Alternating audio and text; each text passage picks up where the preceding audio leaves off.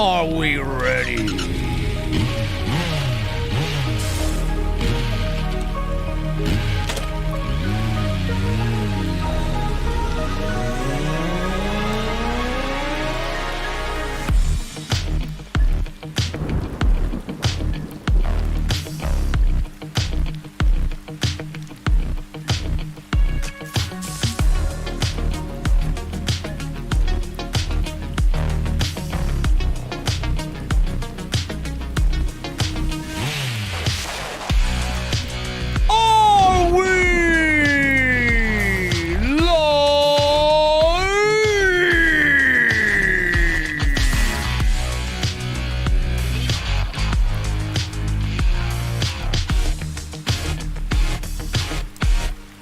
It's WWE Dynamite! We are live, man!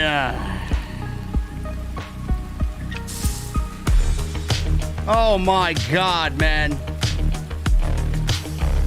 Poor JR is gonna be trolled for the rest of his life until the day he retires, man.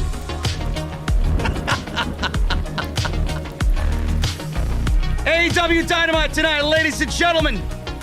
Sammy Guevara, MJF, in one of the best Dynamite main event matches of all time. Quite fitting that it was the last match inside Daly's place to put an end to the pandemic era. Kenny Omega and Adam Hangman Page, the teases have begun for their world title battle coming up at All Out. And Darby Allin, Ethan Page, the coffin match will have to wait one more week. AEW is rescheduling things, and I think I have a reason as to why. Plus, we're gonna go over Eddie Kingston and the comments he made that apparently Bully Ray had a problem with, and Jesse is back tonight. Ladies and gentlemen, get ready. There's no other place you'd rather be on your Wednesday night in the IWC. This is your AEW Dynamite post show right here on Off the Script.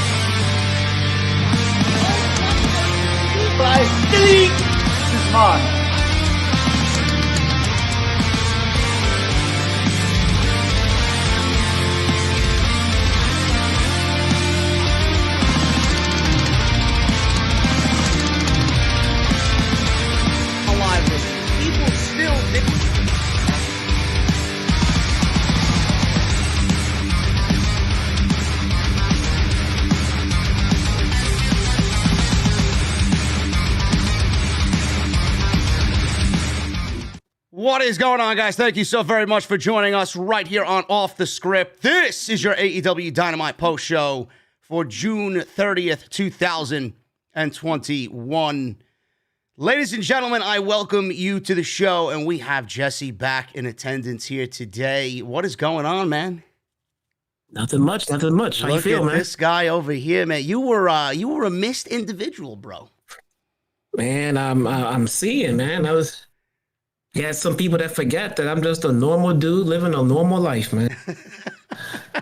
Well, you know what? The funny thing that you say that, it's funny you say that. Jim Ross is not living a normal life after tonight, man. Holy shit! Jim Ross is living a very normal life with JR. Well, did you hear his botch? Yeah, I mean, what do you want the guy to do, man? He's an old man. I mean, come on. The guy worked for the Come company on, man. You got to know where you're working, though. What? You got to know where you're working. Man, come back to me when you've seen what he's seen and done what he's done for as long as he's done it. It happens, man. What are you going to do? I don't know, man. All the more reason that you got to go, listen, boss man, go get Miro, bro. All the more reason you got to go get Miro. Hey, the in-ring talent will slip on a rope. You know, the commentators will slip and say the wrong thing. It's a botch either way it goes. Yeah. It's just a botch. You know, it's just a botch. I know. Well, everybody's going to be ragging on him, but... of course. People love this stuff, man. They feed off of it. I know. It could happen to me. Remember when I fell off the chair doing the Braun Strowman? Everybody was going crazy over that shit. Yeah, I mean, people love when people better than them make mistakes. Yeah. I kid you not. JR is better than anybody else that we know at commentary, and he made a mistake, and people will never let him forget it. If Michael Jordan missed a dunk, do you think that would go just unspoken of? No, it won't go unspoken of. Oh, people are gonna highlight it. Hey, what you gonna do, man? It's you can't do anything about it. It definitely comes with the territory. It's part of the job. But speaking of part of the job, man, what have you been up to? Tell the fans where you been. What are you up to? I've been home being a dad, man. I'm recovering. We've had multiple unfortunate passings in the family outside of my mom. Yet another one. A lot of time, dealing with the kids and trying to explain death so close together and everything else. And after that, man, trying to get my house in order, cleaned up, all that good stuff, and couldn't wait to get back, man. But these schedule changes for Dynamite was just a no-go for me, man. I can't be up till 2-3 in the morning and then have to get up in the morning and function. No, I hated it myself, man. I understand why you didn't want to be here for those shows, because it made no sense for me to do one and then not do the other. So I had to bunch them together, like you seen what I was doing, and it's going to be a nice test run because Rampage is coming up in August, and I'm going to have to do that anyway for Rampage because I'm not going to miss that. It's going to be legitimately their second show, but I'm, for one, happy that they're back on Wednesday night, man. It was a taste of normal. They're moving out of Daly's place, which was the last show tonight. Quite fitting that we got, probably, in my honest opinion, one of the best main event matches that Dynamite's ever had, to close that pandemic era at Daly's place out on such a high note. But yeah, I hear you, man. I'm glad that they're back on Wednesday nights. Yeah, it happens. I tried to make it Saturday, but like you told everyone, I'm a family guy. My kids are on summer vacation now. So instead of just having them sit around the house and do nothing, I'm trying to keep them entertained and everything else. So we're trying to plan things and do things. I plan to go to a friend's house so they could play with their kids. Because the weather was just so bad, there was no playing outside. So we scheduled that and planned that, and then it got pushed back from early in the day into the evening instead, which means I couldn't be home for the show. So we went over there and hung out, had a few drinks, and on the way home, jumped in the chat and had some fun doing that, man. That was pretty fun. Yeah. Jumping in the chat when you had a few drinks in you, man, that is a blast. I know all about it. Now you're back, so no more drunken knocking at the venue door, coming on in, trying to start shit with everybody, man. We can't have that here. This is a professional business over here, okay? I came into the venue and brought my own liquor from the outside. Can you believe that, man? Well, listen, you're robbing me of some money from the venue, man. I don't like it. All right, sorry about that. Anyway, man, what'd you think of Dynamite tonight? I thought it was a very good show. It flowed very nicely, and man, Road Rager's setting up to be a fucking banger next week. It is. They have this uncanny ability to make you look forward to the future shows. And not just a week in advance. Not just from the opening segment where they lay out the show. I'm looking forward to Road Rage. I'm looking forward to see Britt Baker go back to Pittsburgh in August. I'm looking forward to every trip they got coming. Chicago, obviously. I'm looking forward to all of the trips they have coming up, man. Yeah, it's going to be good. Wrestling, hopefully, will be back to thriving, and it works out best for everybody in the community. the ratings. Hopefully we see an increase in the rating. Not for Raw, though. I hope Raw continues to sink like a fucking ship. But everybody else, I want their ratings to be up. I hope wrestling goes back to a nice little boom period with the fans coming back and everything goes back to normal. But what was the biggest takeaway for you coming out of this show tonight? I know you and I discussed between MJF and Sammy Guevara, man. What one hell of a fucking main event tonight. I absolutely agree with you. I was literally thinking the same thing when you texted it to me. These two are going to be fight forever type guys as long as they're in AEW. And this is absolutely a glimpse to a future world championship match in AEW when the cards are, there and when the timing is right for both of these guys. Yeah, they spent the last few weeks just kind of laying out what the future of this company holds. I mean, we know who the current is. We know we're looking at Kenny and everything that they're doing, but they spent a lot of time showcasing us guys like Jungle Boy, MJF, Sammy, Wardlow. They're pretty much laying out for us who we have to look forward to 5-6 years from now.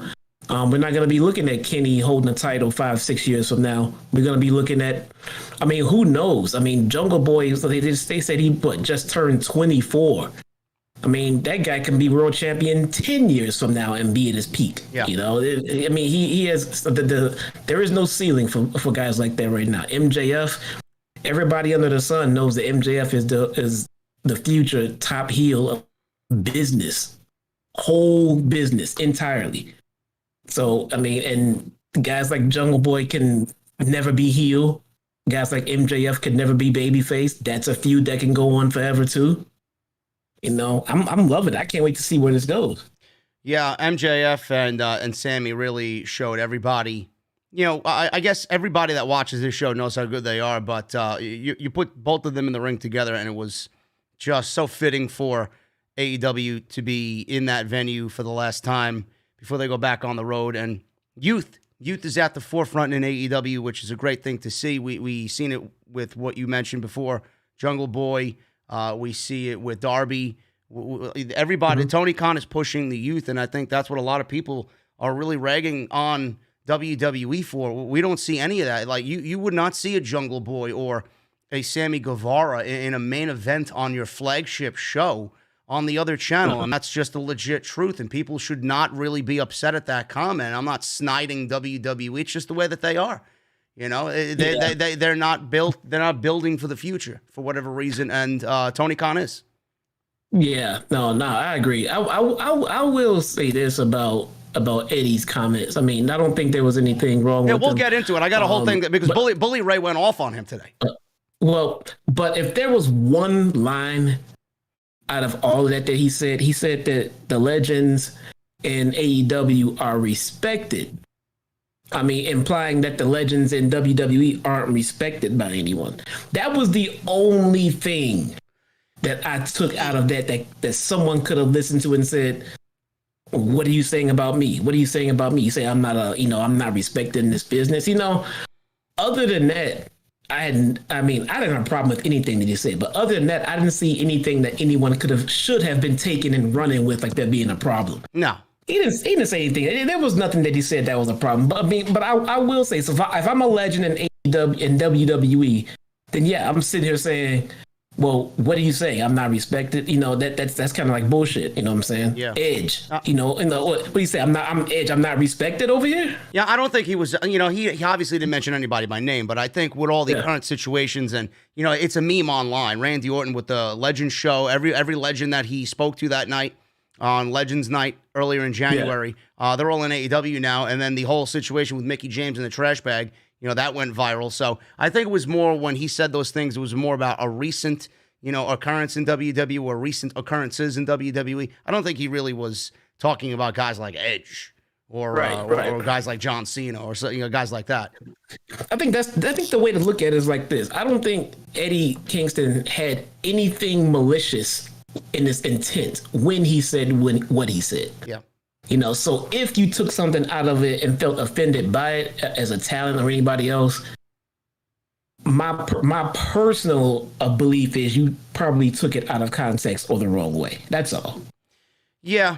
And like I said, we're gonna go over because I got all his comments. Because actually, Eddie Kingston was not under fire today, but people were looking at him in a very hypocritical way because he started to backtrack on some of his comments. Because I don't know why it blew up the way it did, but people are looking for fucking news and they're thirsty for news, and that's the biggest thing that presented itself when it did. But we'll go over it because it's going to be the first thing that we discuss, being that he was in the opening match of tonight's Dynamite. But before we get into that, guys, I want to say thank you to everybody. We are looking at 1,100 tonight for the AEW Dynamite post show. I appreciate you. We got more people filtering in here.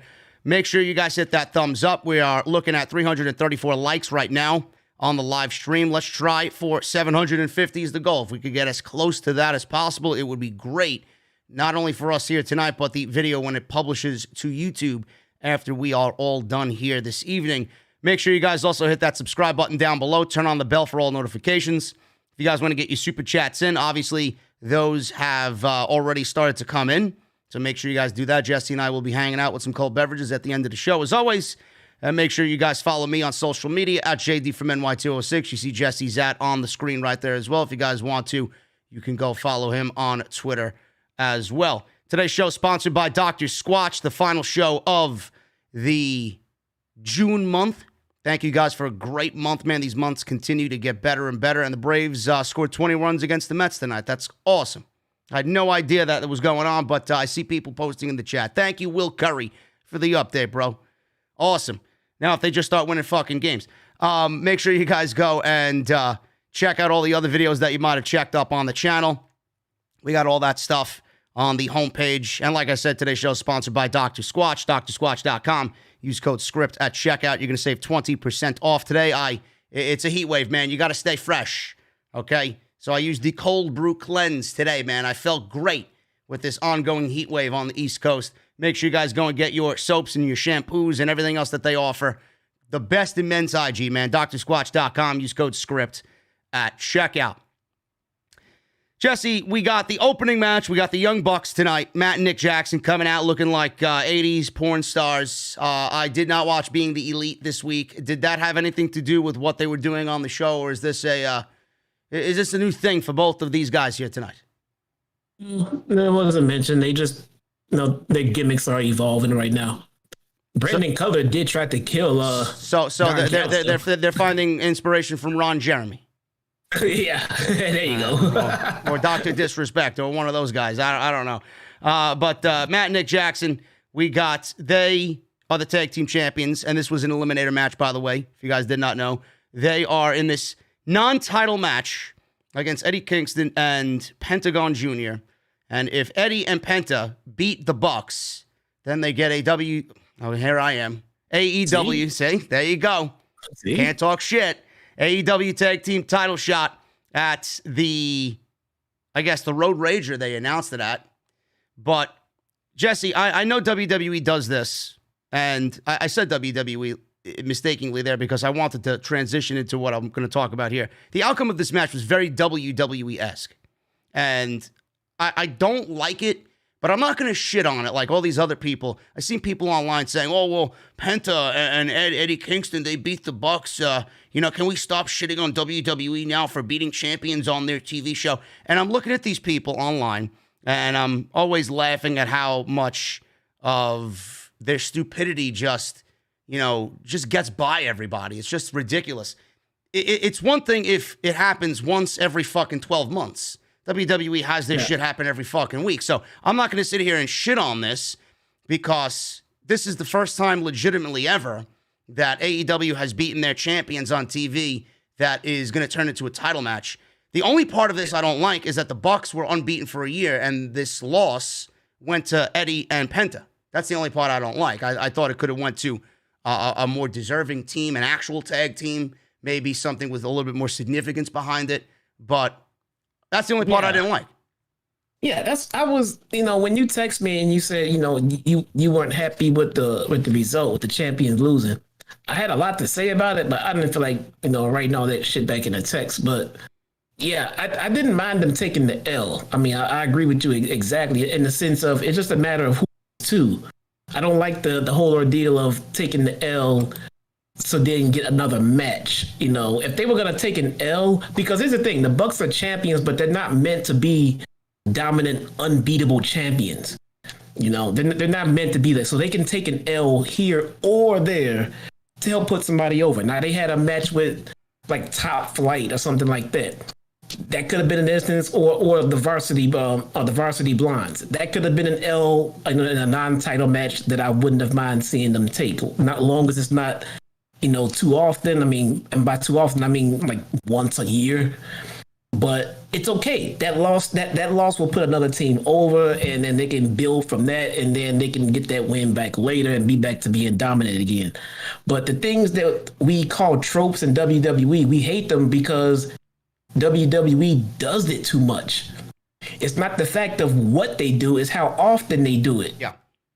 And we know they don't respect champions. It's all been done before, you know, but WWE finds something that might work once and they'll run with it. Remember they ran a fucking gauntlet match every week for like a month straight because the first one got someone over? Yeah. And they thought every gauntlet match, they thought that every gauntlet match was going to have the same fucking result. But, you know, you can only have one situation like Kofi Kingston had. You can't duplicate that with fucking 4 other guys. I mean, it's ridiculous. Yeah. But, you know, we all know WWE doesn't really appreciate and respect their championships. Meanwhile, AEW, we all know, at least those who watch with eyes wide open, we know that AEW and Tony Khan respect their championships. WWE does not. I mean, we could go back to Friday night. And I ranted on this, and it made me really scratch my fucking head. And I hate the fucking booking on SmackDown. Shit is just as bad as Monday Night Raw outside of Roman Reigns. I know they could book a good show. They just refuse not to. It's almost like they're doing it to shit on the fans. Why Apollo Crews was in that Money in the Bank qualifying match as IC champion, and he loses clean to Big E. I made a point. Well, you couldn't pick anybody else to go up against Big E, to have Big E qualify against. It had to be the Intercontinental Champion. Now, unless Big E's getting into Intercontinental Championship match and not winning Money in the Bank, I don't know what sense this fucking makes. But that was a double-edged sword. That was a double whammy because A, you couldn't find anybody else to eat that L, and B, Apollo Crews is a heel with a heater on the outside. You kicked the heater out to make sure that Apollo lost clean. You could have kept him out there and had him been the reason for Apollo taking an L to at least protect Apollo Crews in that situation. They didn't even bother doing that. No. So and that's an instance that happens weekly. I mean, it's just not that Friday. It happens weekly. So people complaining that AEW now, oh, look, they're going WWE, or can we stop making fun of WWE now that AEW is not? 1 time out of 12 is okay. 12 times out of 12 is a fucking problem. So it's not an issue. I am okay that they lost here. I just don't like the fact that they were undefeated here for a year. But Jacob Donnelly in the chat also made a good point, Jesse. Their tag team situation right now is a little, it's not bad, but the ranking system is pretty all over the place. So I think there's a lot of injuries in the tag team ranks right now. So they're trying to figure out what's going on, and that's why they're using Eddie and Penta here. And there's no real legit teams in the top 5 that the Bucks, are looking at as fresh opponents. It might be a situation where it's FTR or Santana and Ortiz getting in the top 5, and then the tag team title situation can move on to both of them. Yeah, I mean, I see where he's coming from. It is a little tied up with injuries, but also you got to look at the bigger picture here. The tag team division is kind of getting, I don't want to say stretched or moved around, but maybe moved around, getting situated for the trios titles that are coming. Mm-hmm. I mean, because now we got moving parts like the Death Triangle and things like that, and I don't know what's going on with Bowens and Caster. I haven't seen them in a little bit. I know Bowens just came back from an injury. Is Caster injured now? No, I thought he was on one of the Dark shows. I didn't see Dark this week, so I'm not sure. Yeah, I think he was there. I mean, so if the tag division is stretched thin, I mean, those are 2 guys to put on TV right away. Yeah, if that's the case, so. I don't know, but this match, Jesse, was really fast-paced. It was a great opener, like AEW typically gives us on like a Dynamite or a major pay-per-view. This was a fast-paced opener. Obviously the Bucks, we know, work well with Penta. They work well with Pac. Kingston, he just got his tag team title match with Moxley out of the way at the pay-per-view. This was a fun match all over the place, and Penta and Eddie Kingston are the new number one contenders here. So Penta and Nick were in the ring. They exchanged back and forth. So we got Nick hitting a super kick, and then Penta caught the second one because he went for a second one from Nick, but Nick hit a low blow. The official couldn't see it, and the Bucks went for the Lucha Bros move, the Fear Factor finishing move. Kingston broke it up, and that was a very close near fall for the Young Bucks. Kingston hit an exploder on Nick and ate a series of super kicks. That took him out from the Bucks. Penta then backdropped Nick to the floor. The Good Brothers came out, and they distracted the official, but Penta avoided Cutler's cold spray. This is where the ending of the match happened. So Cutler, the cold spray, who sprayed Matt instead of Penta. Kazarian came out, the Elite Hunter. He took out Cutler. Penta took everybody out with a tope before the Fear Factor and spinning back fist allowed them to pick up the win, both he and Eddie Kingston. So they are the new number one contenders for the AEW Tag Team titles, and that's happening next week at Road Rager. So the match was great. We got a new number one contender. I don't think that they'll win the Tag Team Championships next week, but it should be a fun match, and the Bucks will get their win back in Miami. But Jesse, the thing that I want to talk about here is Eddie Kingston. He blew up social media, and all these geeks, these AEW elitists, and these WWE marks going at it. I don't really think they have anything else to do in life but argue which company is better than the other.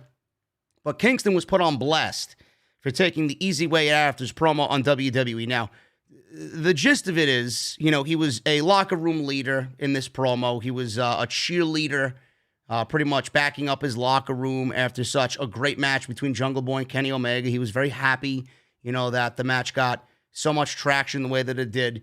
And he mentioned something like you said before about the legends, how they're not treated, right over there on the other channel, and how AEW treats the legends right over here. And he mentioned something about that other channel not having the heart that AEW does. All that he said was factually correct. I don't want to sit here and say that the WWE performers don't have heart, but, Eddie Kingston's not an idiot. He knows he has friends that work for that company. They do have heart. It's just the simple fact of the matter that the people running the show don't have any heart because they loathe professional wrestling. So that's where he was coming from. It had no other, situations going on there with Eddie Kingston shitting on the roster. So he was put on. I'm gonna pause you there. I don't agree. I think. What do you mean? When he was referencing the talent.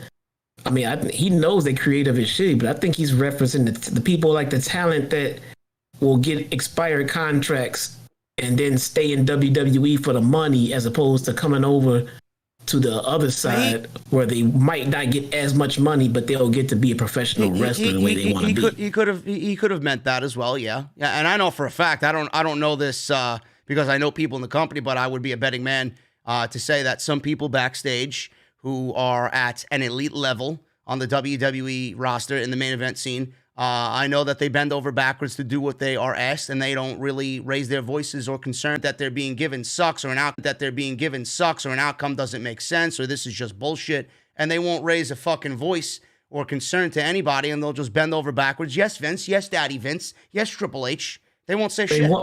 They won't because they can't, because the alternative That's is the thing, Jesse. They can't. Seth Rollins is going to be fired for speaking up.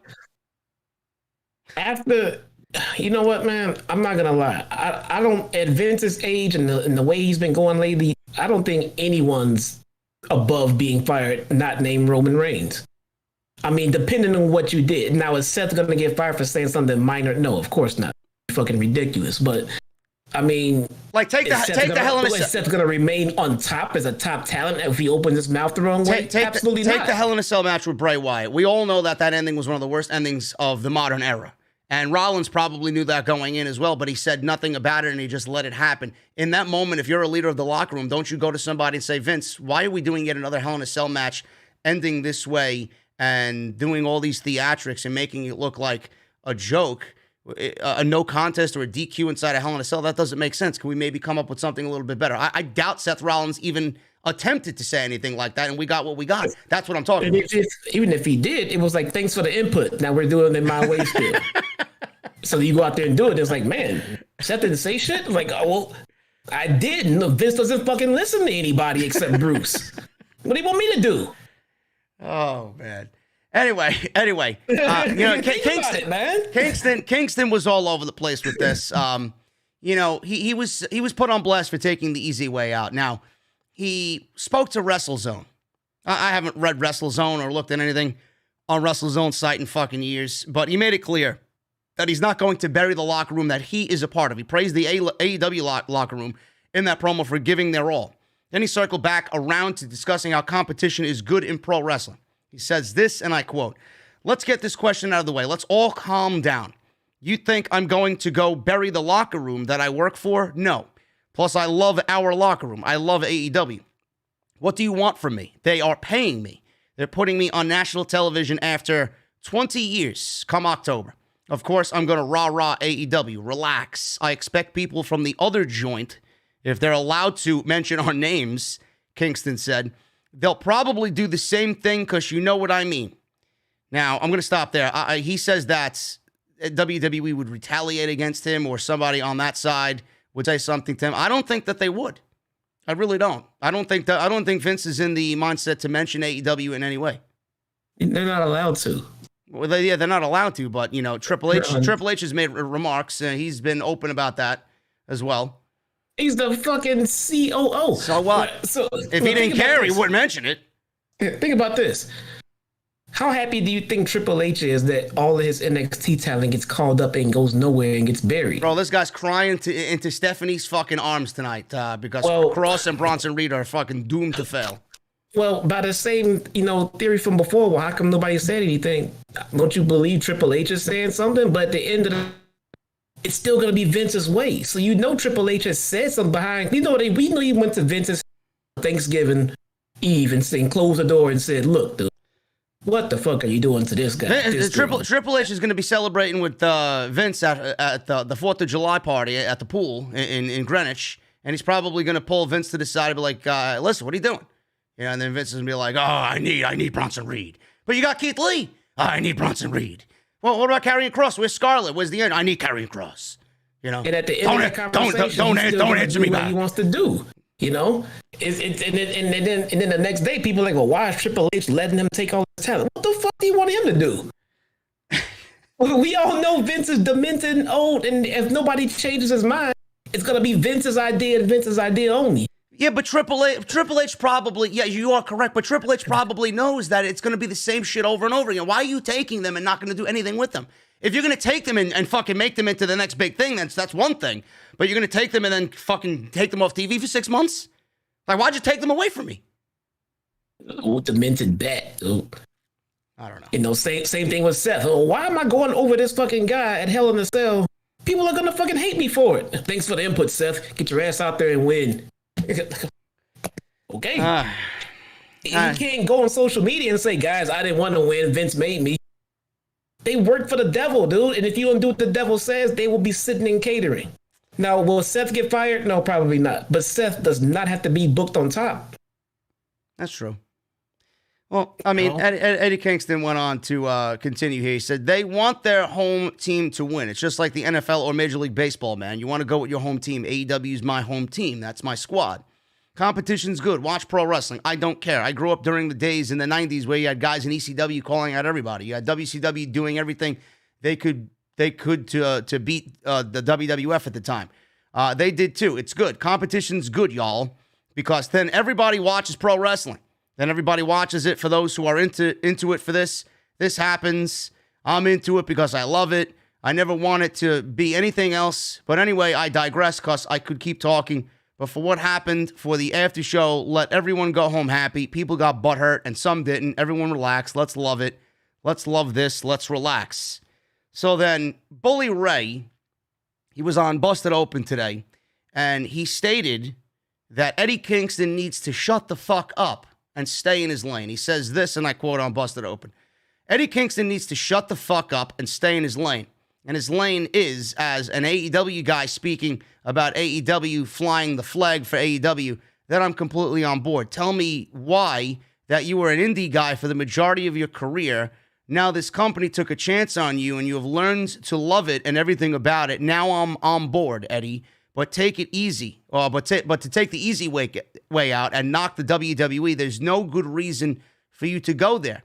If Cody wants to destroy your throne, I get it. If Jericho wants to say F you, I got it. Eddie, why? There's no reason for you to say it. End quote. Now, I don't know where Bully Ray was coming with any of this. And then he mentioned something about Tony Khan, and he mentioned something about the referee issue in AEW and, you know, what Tony Khan is doing with the referees. But the way it comes off, Jesse, is that Bully Ray, you know, I think he's got a great voice. I think he's got a great opinion. You know, he's in New York. He's very stern with his takes, but it sounds like a disgruntled guy who wasn't picked up by AEW, and now he's kind of shitting on this when it doesn't really need to be shit on. All right. Nowhere in Kingston's promo that I don't believe he said I don't think he said WWE. No, he didn't say that. No. He said the other channel. Yeah. So if you really want to boil down to it, he didn't call anyone out in WWE. He said the other channel. Everybody who got offended because they know he's right. Yeah. He didn't call anybody out. He didn't sit there and point a finger at anybody else. Yeah, we know who he's, but he had enough respect to not call anyone out by name or even the company. So what Bully Ray is saying is that Eddie doesn't have the right to go out there and speak his mind. Yeah, which is very odd. He spoke his mind, and he did not individually insult anyone. And that's why I said he came off very disgruntled in this. I didn't hear the actual clip, but just the words he used here, he sounds very angry for some reason against Eddie Kingston for absolutely no reason. And like you said, great point. He never mentioned World Wrestling Entertainment. He didn't mention anybody. He mentioned the other channel. He didn't even mention USA Network. He said the other channel. But Bully Ray sounds very disgruntled, as if he is looking for a job with AEW and they picked Mark Henry over him, and now he's got to shit on AEW. Yeah. I mean, if I'm gonna sit and listen to Bully Ray, I'm gonna question his entire agenda because he doesn't work for any channel. Yeah. So nobody's talking to or about him. So he wasn't being addressed. He wasn't brought up on the side. He wasn't thrown shade at. Nobody was referring to him at all. So between his comments and Kingston's comments, it's Bully Ray's comments that mean nothing here. Nobody was talking to him. Well, he does more good. He does more bad than good here because a lot of people were already calling him a WWE shill, and now this is going to kind of double down on that because he didn't really stick up and defend AEW here. He completely defended WWE. Yeah, but Bully Ray has just as much say in this situation as you and I. Yeah. Pretty much. Literally. Pretty much. I think so. Well, that's that, guys. Anybody that got upset over Eddie Kingston's initial comments in that post promo after the Jungle Boy Omega match, you got upset because it resonated. You got upset because he spoke the truth. And there's nothing there that he said that was factually incorrect. You know, this is a day and age that we're living in. We're living in 2021. You can't say shit without somebody getting fucking triggered or upset about it. Well, like he said, he does have a point. ECW was calling out people left and right back in the day. Now, it's not the fucking 90s. And, a lot of people now are softer than they were back in the 90s. Everybody's a little bit more sensitive. But, he's doing what he has to do. He's doing his part to keep everybody's, I guess, motives up and everybody's morale up. He's a company guy. He's a locker room leader. That's his job. So if you don't think that he's doing his job right and correctly and he's not speaking the truth, I don't know what the fuck you're looking at. I really don't. Like if I was Eddie Kingston, I'd probably be doing the same thing. Yeah, I mentioned this a while back, but WWE is number one. So all they have to worry about is what they're doing to stay at number one. If I'm number one, I'm not concerning myself with what number two is doing. It's number two that is trying to rattle and get under number one's skin so they can be number one. I mean, let AEW talk what they want to talk, say what they want to say, and do what they want to do as they're down there at number two. Now, if the things that the number two company is saying is getting under your skin, then maybe you're starting to get that feeling that you're not comfortably in number one like you thought you were. Yeah. So feel free to get offended by the things they say and do. But otherwise, what if, we started an indie promotion next week And then we got in the microphone and called WWE worthless. Would WWE give a crap? No.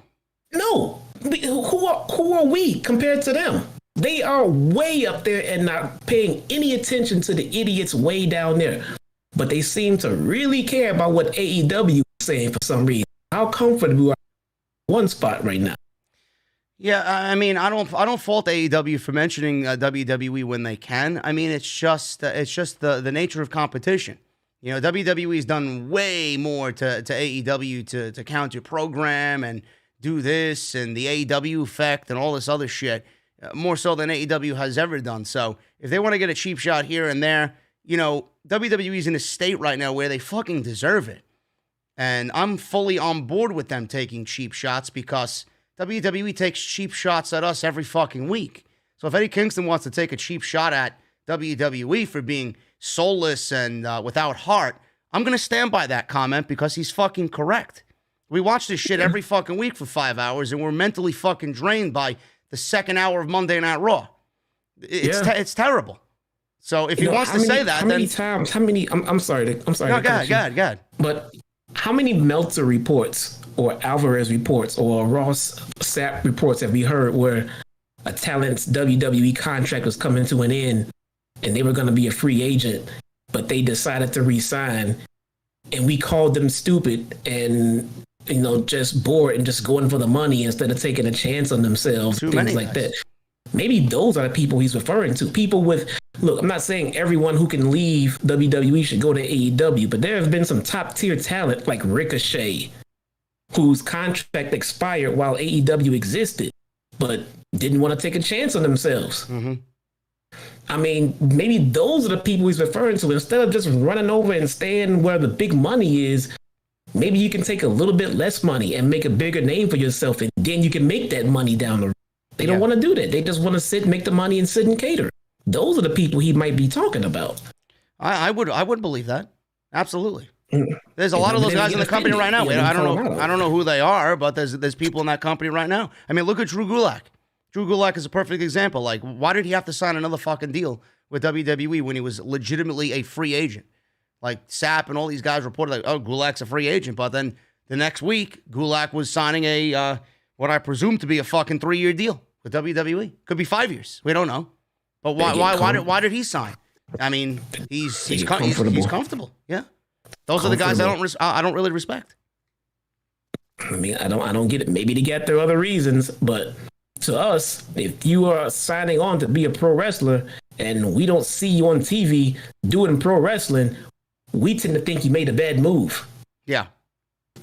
Yeah, we don't. It's none of our business to know what their personal life is. We only see one side of it, and we know you've been booked like shit. You're a great professional wrestler. You could fucking make your money, make the same amount of money doing what you're doing somewhere else, but you opt to stay there and do nothing and be treated like a fucking joke. Yeah, and not only that, I would even go as far as to say, look, maybe there's more to it than just being a wrestler on screen. Maybe they're happy back behind the scenes, but we know that everyone who's not being used on TV is sitting on pins and needles thinking they're about to be fired on social media anymore. Absolutely. And those same people, they may feel that way, but then they leave WWE either by getting terminated or their contract runs up, and then they complain that they wasted their prime years of their career in WWE and that creative was a mess and everything was up and down and all these complaints. So don't complain. It's like WWE is the abusive husband and the talent are the battered women and they keep coming back. Was that a Cosby reference from today? No. Oh shit. Cosby did get released today. Nobody. Cosby never battered anybody that stayed with him. He just drugged and raped women. That was a different story. So look. Like WWE drugs and rapes us every fucking week of our time. No. You ever heard of someone in an abusive relationship, and then when the cops are called, they don't want to file charges and they don't want, do. Yeah, that's them. That's them, man. They complain. They want out. Okay, your contract up. I'll resign. Okay, you know what?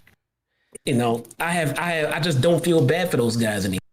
I mean, hell, the people off TV are worried about getting fired. Wasn't Strowman in the WrestleMania main event or some shit and he got fired?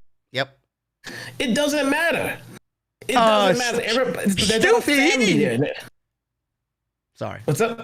No, they're not a family there, and people always complain about that, But again, I mean, I've heard the stories, man. I heard Vince is an extremely convincing, smooth fucking talker, man. So, yeah. He can make you believe any damn thing, man. But I don't know. You know what would be convincing if he fucking removed himself from creating. Yeah.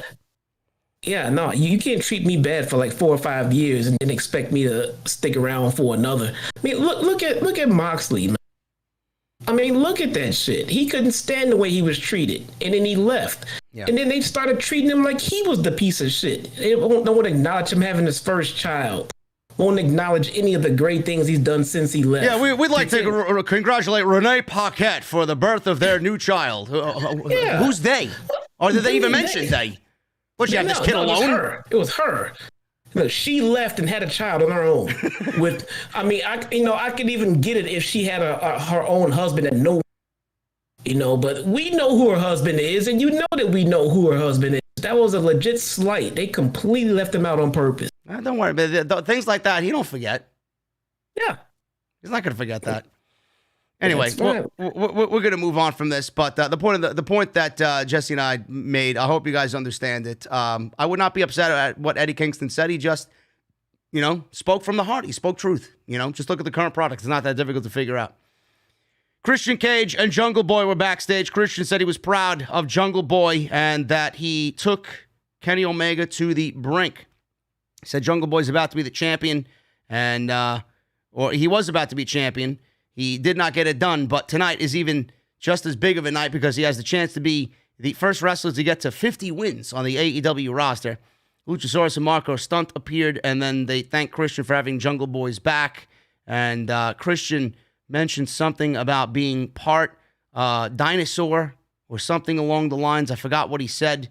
Part Triceratops or something along those lines. So Luchasaurus got very friendly with him once he mentioned dinosaurs, so they started to walk off and talk dinosaurs together. But, Jesse, I got to mention, I don't know if you've seen it tonight, Jungle Boy seems a little bit more fired up as of late. Is there a particular reason why Jungle Boy seems to be on top of the world lately?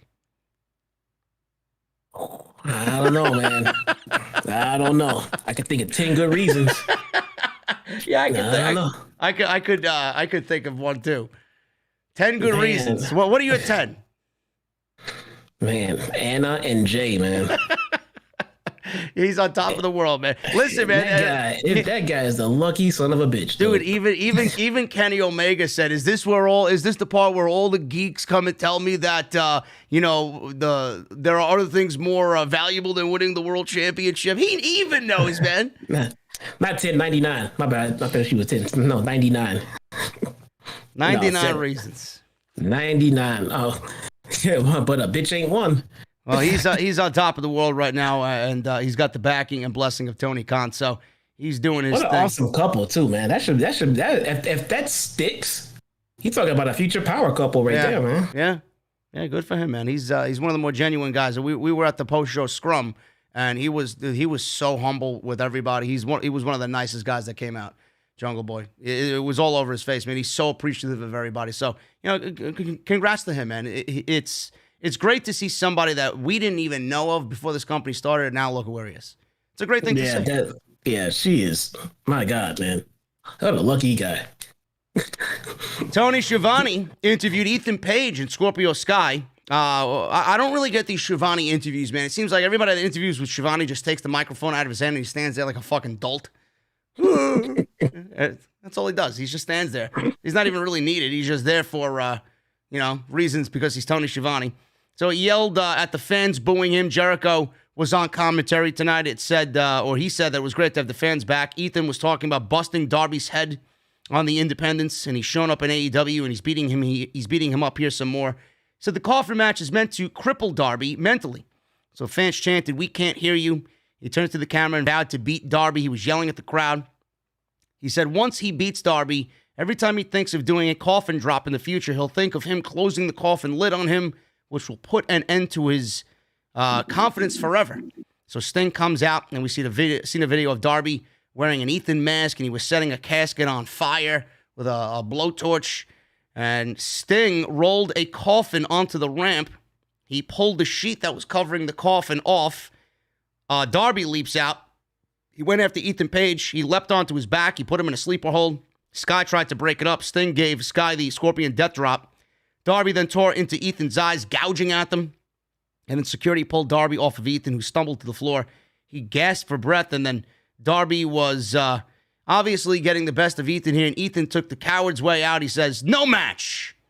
The coffin match, the casket match won't happen at Road Rager. I want it signed in paperwork that you can't touch me at least 1 week before the match, and then maybe we'll do this thing at Fyter Fest. So, we're not getting the coffin match next week in Miami. And I think I got a reason, Jesse. It was announced tonight that the match is taking place more than likely at Fyter Fest, and I was looking forward to this match probably most on Road Rager in Miami, but I think with the incident that happened in Miami and that building collapsing and, whoever was gone missing, they're still removing the rubble and finding people in the rubble of that building that collapsed in Florida, I believe it was in Miami. I don't think it would be a good PR move to have a casket match in the middle of, a search and rescue effort to find people who are underneath that building. Yeah, that's a good point. Yeah. That's a good point. I didn't think about that. It's kind of like how they had to postpone the last Fyter Fest. Not the Fyter Fest, Blood and Guts, the original Blood and Guts. Yeah. Because it was just bad timing for what was going on at the time. Mm-hmm. So I get it. I mean, it makes sense. So that's what I think is the reason. I don't know if that is the reason, but I would not be shocked if that's the reason Tony Khan moved it to Fyter Fest. But I know you don't like Ethan Page, Jesse, to a point where you see much of him on TV right now. But I think him and Sky are coming into their own. And I said it on Twitter tonight. I think everybody should really appreciate how good Ethan Page is on a promo. He's coming into his own, and he's looking more and more like the guy that I thought AEW was signing in the first place. I don't know what you've thought of his recent work and his promo stuff lately, but I'm loving it. I think he's a great promo. I'm not feeling it. No? Why? No. I don't know. And maybe it's just so cookie cutter. I mean, I don't know. All right, he's a cocky, arrogant heel. All right, got a good promo. All right, what's he talking about? I mean, I don't know. I just don't get it. And him with Scorpio Sky doesn't help it at all either. Scorpio Sky is just dead in the water to me as well. I mean, what are these guys doing? I don't know. I think Ethan Page is standing out more so than Sky, and I don't know if you feel the same way I do. Sky is kind of lost in the shuffle. Page is like he's doing his thing with Darby, and it seems like Scorpio Sky is more like a background player now. Yeah, well, maybe that's it. Maybe because I'm just not feeling Sky at all, and now Sky is with Page. Yeah. So I had no familiarity with Page at all, Ethan Page, before he showed up at all. Scorpio Sky I was a fan of, when he was in SCU. Not a fan of this heel run though. And now he's with Page, and now they're both. It's kind of like, okay, what are these guys doing here, man? Yeah. I mean, this. They just seem like they were thrown together. What is their bond? Why are they even a team? Why did Scorpio Sky leave one damn tag team to go join another one? They're the men of the year. He never even turned on his teammates. But they're the men of the year. They're the greatest men in AEW. And Miro's the best man. What the fuck does that even mean? I don't know, man. I'm just fucking What does around. that even mean, I don't man? know. Men of the year. I don't know. Yes, they didn't really give any backstory as to why these guys were together. Maybe they did work on the indies together. I have no fucking idea. I wish that was told to us on television. No clue. I don't know why Scorpio Sky left one tag team to join another one. A less impressive tag team that, to me, has no chemistry. They got a guy that has good microphone skill. I'm not denying he has good microphone. He seems to be okay in the ring. I just don't know what the fuck they're doing out there. I mean, what is the point of this? What are we doing here? Why do I hate him? Why should I hate this guy? Because he's cocky? I mean, I kind of like cocky pricks. I mean, so what? I mean, what is he doing out there? What is this gimmick? What separates him from any? MJF is a cocky guy who's good in the microphone. Did Scorpio Sky even? Did Scorpio Sky even better than Ethan Page? Did Scorpio Sky even leave FCU officially? Did he just kind of showed up as a singles guy one day. Yeah. Still a baby face, and then he turned heel, and he never ever had that heel issue with with Frankie or the Doc, man. So what is he doing? I don't know. I'm enjoying it. They just seem lost. They seem lost. I don't get it. Yeah, I'm enjoying Ethan Page, though, a little bit more. I think he's got something going on. I feel change is coming for him. I think this match with Darby is going to really kill it at Fyter Fest. But Jungle Boy and Jack Evans, they were the next match up here. This is Jungle Boy's 50th win in AEW, the most in the company. So Jungle Boy is all over the place. Future star indeed. Jungle Boy hit a series of running offense, including running dropkick, Big Larry caught a spinning kick from Evans. They fought on the top rope. Evans slipped out. Jungle Boy flipped out of a German suplex attempt, locked on the snare trap for the win.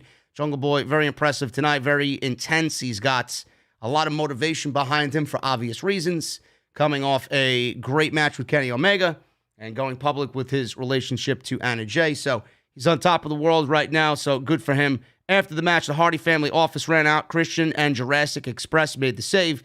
Christian hit his reverse DDT on Hardy in the ring, choking him out with his suit jacket.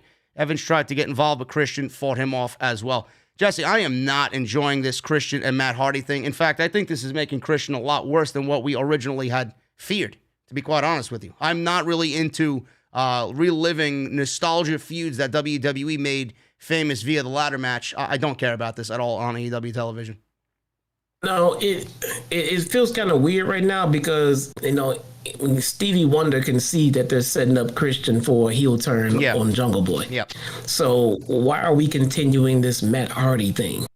I don't know. I mean that part is on me. Unless Christian plans, unless this is all a ruse and Christian's going to join the Hardy family, which I don't even think that would make too much sense. But I wasn't liking how started Christian off. I was liking this smooth ease into the Jurassic Express and doing the heel turn from there. But now this feud with Hardy is kind of throwing a wrench in that. Now I'm kind of feeling like, where are they going with this? If they're gonna wait until that match to then turn it feels like that's gonna be too long of a drag out for the heel turn. Because every time Christian shows up, smiling and being friendly and talking shop with with Luchasaurus and shit, we all know. So why are we dragging our feet?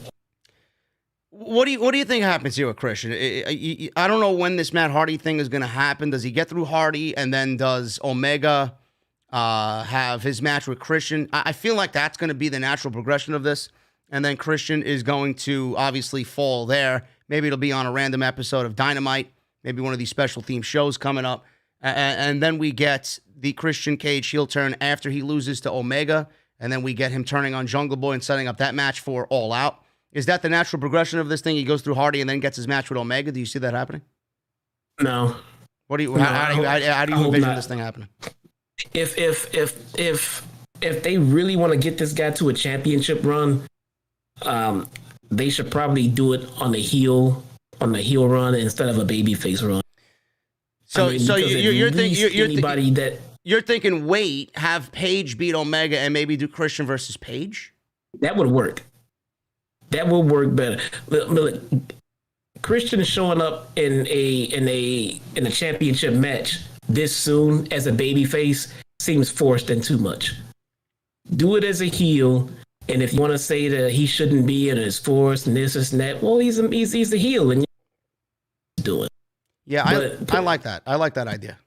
Yeah, putting him in there as a babyface is telling me, okay, now it's time to cheer this guy to be a champion.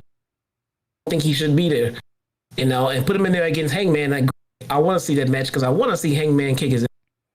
Yeah, I think that idea works out best in the more that I'm thinking about it. Yeah. Yeah, and it does look like they're trying to position Hangman to take that title from Kenny. Yep. And that might tie into the reports of Kenny having these lingering injuries. Yep. Maybe he wants to take some time.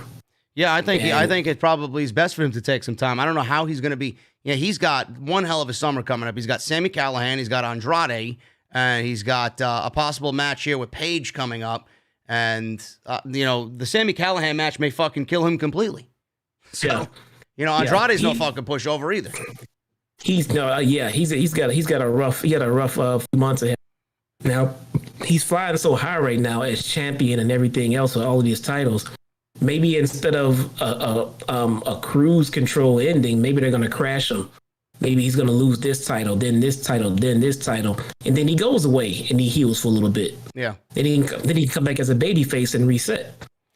Who knows? Well, where does this leave the Forbidden Door, though? I'm sorry? Where does this leave the Forbidden Door? The Forbidden Door is still there. It's always going to be there. I mean, they got Don Callis. The door is there. So the Don Callis is in with the Bucks and everything else and all the rest of the elite. I mean, they don't need Kenny to use the door. They got Don Callis. Right now, he's the key to the door to Impact. Yeah, you're right. I just feel like the Forbidden Door needs to be more, or I guess it was more in the fans' mindset that it was going to be more, but we don't know what Tony Khan has planned. I disagree. I don't want I don't want more. More becomes overkill. And B, we're gonna get a little bit more now that things are opening back up and things are getting back into the traveling and travel restrictions are lifting and things like that. We're gonna get our more, but I don't want to have to turn to Impact to see storyline for AEW. I don't want that much more. No. So I mean, the little bit that we've gotten, I like, here and there, sprinkles. I like going on YouTube and seeing the clips that happen on Impact so I don't have to watch a show like Impact. But no, I don't want to see a complete merger. Yeah, well, they already got my money with that Sami Callihan match anyway, so that's the most that they're getting out of me. So they're doing something right. Yeah. Anyway, MJF, he sat down, had a promo previewing his match against Sammy Guevara. He took some digs at Jericho, saying he's been bested by a better man than him, and there's no shame in that. He said he should have retired, but instead he's tried to turn AEW into his versions of Looney Tune. So he doused them with bubbly. He ruined his limousine. He said Jericho is a joke now, but he used to be a pro wrestling genius. He said he stoops so low now. He asks, how low is he willing to stoop? So he says he's going to offer him stipulations to get one last match against him. He said if he doesn't make it through his stipulations, he has to leave him alone forever. He then turned to Guevara, calling him Samuel, and he yelled that Guevara will be known as the future because MJF is the now. So this was a great promo by MJF. Really nothing more to add on top of that. He's always a great listen.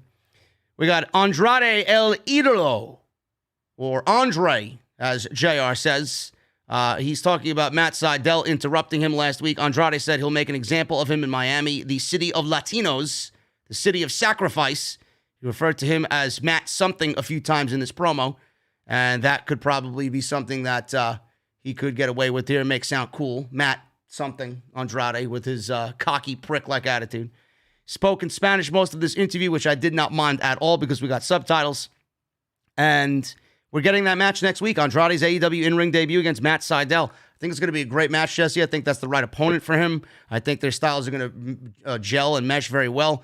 And I don't know how, being that you haven't been on the show, I haven't gotten your opinion on this Andrade character so far. I'm loving the presentation of him, man. I think he looks fucking great in AEW. Yeah, I think they're setting up Thea Trinidad to come in by him cutting his promos, and you can tell that he is not very fluent in English. Mm-hmm. I think they're laying the groundwork for him to come in and bring a mouthpiece, and she can come in and do just that. And that could be what it is because they are giving them a lot of time when obviously English is his second language, but bringing in Thea, I mean, we were texting back and forth about it. Bringing in women like Thea Trinidad and CJ Perry for Miro, I mean, these two can make guys that they already have pegged as stars and take them to the superstar level. Yes, absolutely. And they need them. They need both of those women in there right now. And it's not only that, Jesse. I think that they're two beautiful women, obviously, and they're both social media influencers as well. So they're bringing that audience with them as well. So yeah. I think this is a win-win situation. And I have to mention, Vickie wasn't with him in this promo. He was there with Alex Abrahantes, who was interviewing him because of the language barrier. She was not there. Is this AEW kind of rethinking what they did? Maybe Vickie and the tie to bring him in was good on night one, but I don't know if that's going to be a pairing that's going to last. I don't see that being a thing. Thea is so much more youthful, and, WWE had a winning combo. That was the height of his run in WWE, so I would not be surprised if Tony Khan went out, brought her in, put her with him, and redid the whole fucking thing and do it better than WWE ever did. Yeah, it's weird timing as far as him coming in and then being placed with Vicky, and then all of a sudden, for some weird reason, Vicky is in a wrestling match, and now it feels like Thea Trinidad might be coming in. Somehow that's gonna tie in together. Yeah. I'm not sure. Maybe Vicky gets hurt, so she hired someone else to help manage Andrade, and she comes in. I don't know, but it seems like this tie. Well, I would hope that's the case. Really, I mean, like you said, I think Vicky being in that match tonight kind of, had nothing to do with Andrade. So it almost seemed like they closed the door on that already. Yeah, no. If I'm meaning to put Vicky with Andrade full time, I don't want her in a goofy wrestling match like this with Reba and Britt Baker and everything else. I mean, she should be taken more seriously, and they've already ruined that mystique. So now, if I see her standing next to Andrade, who I'm supposed to take seriously, yeah, it's a terrible presentation. Yeah, 100% correct. Yeah. Shivani back in the ring. He interviewed Omega. Kenny Omega was there. He had a new beard. He looked like fucking Lemmy from Motorhead. I don't know what's with these 80s porn stars' mustaches, but it seems like it's a thing in the elite. Jericho said he looked like one of the Allman Brothers. I'm not familiar with their music, so I'm not talking about the Peanut Clowns. I'm talking about the musicians, the Allman Brothers. Don't know who they are, but Jericho is a musician, so there's that reference. Omega said Shivani is probably wondering how he can stay motivated given how great he has proven to be. Shivani said that's not it. Omega said he woke up feeling like a king. He touted his wins in AEW, including Jungle Boy last week. He said it pains him to say, with no one left in the ranks of AEW, he will be taking a chunk of time off.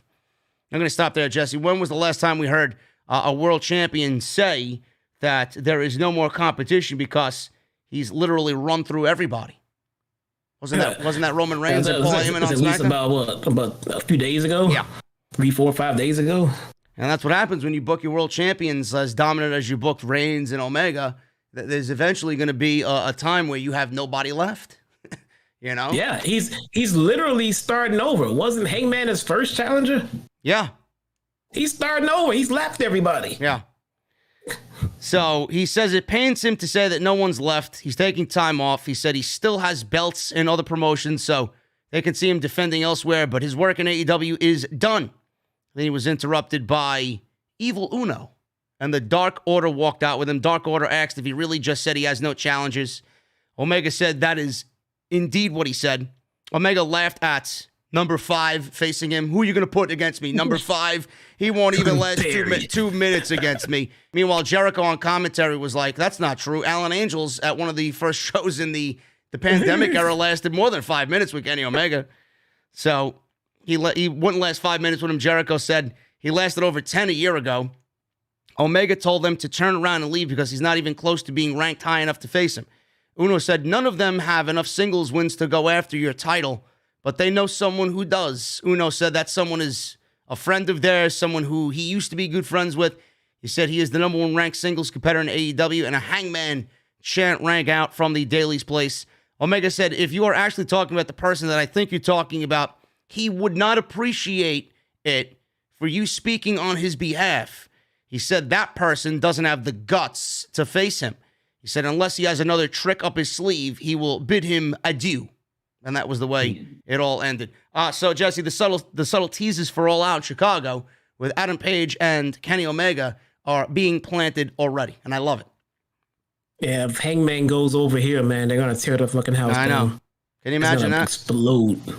Now, I want, what I really want here is, Callis is great at his role with Omega, but when it comes down to it, I need that emotion from Page, and I need that emotion from Kenny one-on-one, face-to-face. I don't want any, Don Callis snide remarks in the ring, getting in there, getting in Page's face.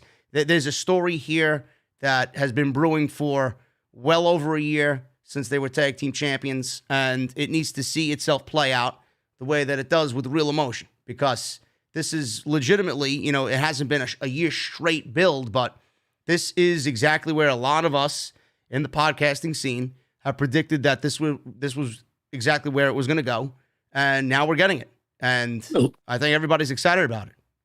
Long-term storytelling, man. Yep. That's what it's all about. It looks like it's going to come full circle. Hangman hit a low, started drinking, started being unconfident, started hanging out and then in dark places with dark people. Yep. And now he's being, talked into coming back out of this funk and getting back up to the top, and he's probably going to take down Kenny. I like the overall story. And then that's where we see possible Christian Cage and MJF. I've predicted that if Page beats Omega, we can get that Christian Cage match, which we just talked about today for the first time. And then MJF may slot himself in there to be the one to take the title off of Hangman, because if you remember that, I believe they were the two guys that were, I think, vying for the opportunity to wrestle for the AEW Championship the first time. So that would be a definite come full circle situation if we got Page and MJF for the AEW Championship in early 2021, or 2022, rather. Yeah, I agree. I mean, it looks like, you're right. It looks like that's where they're going with it. Yep. And if so, I'm okay with it. So, I mean, as long as, because my first reaction was, well, they haven't been doing anything with Hangman to get him back in the spot. But you can kind of see they're starting to hit that switch, and they're starting to turn him a little bit. He's going to come out of this. He's already over. They're just waiting for live crowds to get back to give him that pop. And then, yeah, they'll beat Kenny right now. That's probably a good idea, too. And I know you were not able to make the Double or Nothing show, but when he came out in that opening match against Brian Cage, my God, man, it was probably the biggest pop of the night. So I can only imagine him winning the World Championship, what it'll be in that Sears Center with 14,000 fucking people. It's going to be crazy. Yep. Oh, it's the Now. The who? The Now Center. Then the Now Center. Okay. Yeah, it's no longer Sears. Okay, there you go. Well, Adam Page is going to win the title now. There you go. Miro, Brian Pillman Jr., TNT title match. We got a promo from Brian Pillman Jr. He said he didn't have parents growing up, but he had friends who helped him along the way. He said Griff Garrison is a very good friend of his, and when he laid his hands on him, he made a big mistake. So he said he's nothing but a big bully, and he'll show him he's nothing more than a big Bulgarian bitch. So there's that bitch word. Can't take the promo to the next level without mentioning somebody being a bitch.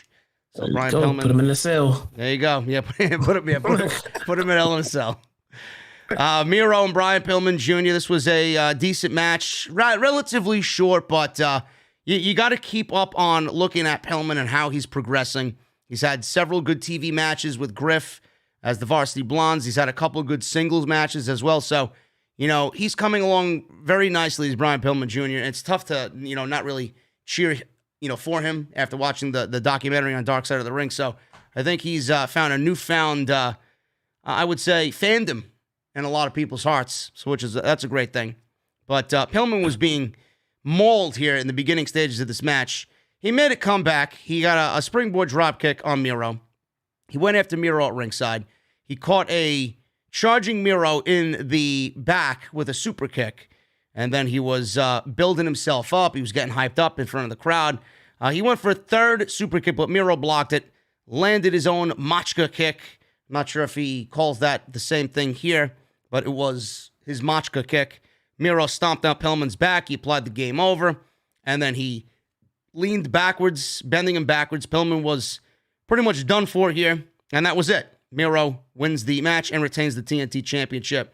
And Miro's looking great, Jesse. I know Miro had that sloppy match against Lance Archer at the pay-per-view, but, I mean, if there's anybody that's been booked really, really solid so far this year, especially after being criticized for the way Tony Khan was booking him, Miro has looked like a megastar.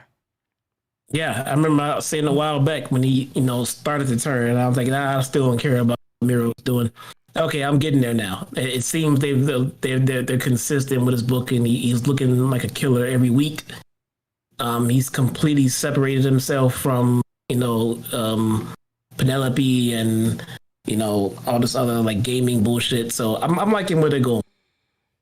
How long do you see him holding that championship, and who do you see on that roster that could possibly beat Miro for that TNT Championship? Be honest, there's quite a few contenders that I could see doing it. But for right now, Miro is in a good spot. And now the longer he holds it, the more prestigious and the better it gets when he does lose. For right now, he needs to hold it. It's not that there's nobody for him to lose to, but let's build it up for a while and let him be a beast for a while. Right now, I believe, I'm not mistaken, don't quote me on this, because I haven't looked, but if I'm not mistaken, I think he's the only undefeated guy on Dynamite. You may be right on that.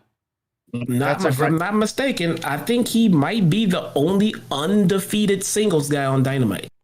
Don't tell anybody. No. Don't tell Vince McMahon anybody's undefeated. That'll be the fucking top priority list of things to do in WWE. Beat them, just like you did Damian Priest. Hey, your boy Tommy NC is here. He wants to know who. Tommy? He wants to know. Yeah, Tommy NC 2010. Tommy NC 2010 is in the chat. Yes, yeah. I'm subscribed to him also. Oh, he said he's got a question about Brock Lesnar. You see that? He's got a question about what's the question? What do you see it? Where's the question? I don't see the question. He says, I keep hearing this rumor that Brock Lesnar might go to AEW. Is this true or false?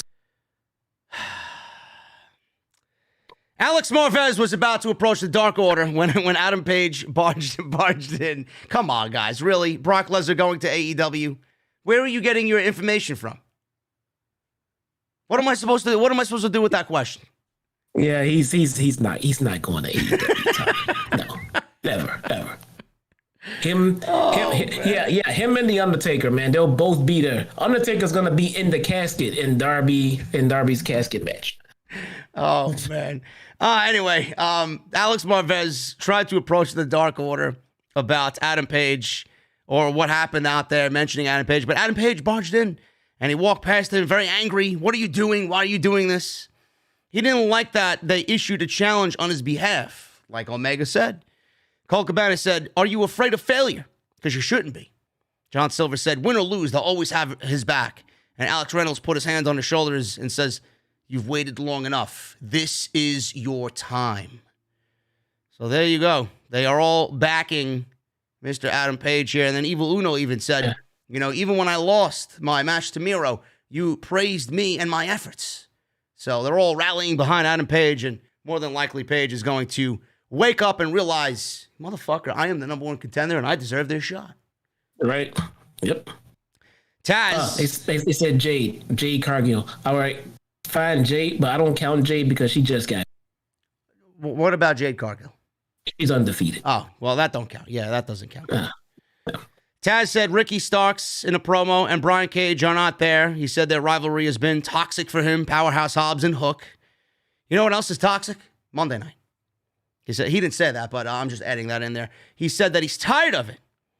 And Taz said Cage will defend the FTW Championship against now a medically cleared Mr. Starks in Austin, Texas on July 14th. So Ricky Starks is cleared. He said sometimes family members need a good old-fashioned fight to clear things up. So what happens here, Jesse, when Starks beats Brian Cage and wins the FTW Championship, then Brian Cage officially can split Team Taz? Is that where this is going? You know, if that title is put on the line, then it's officially recognized as a fucking AEW title. I'm just putting that out there.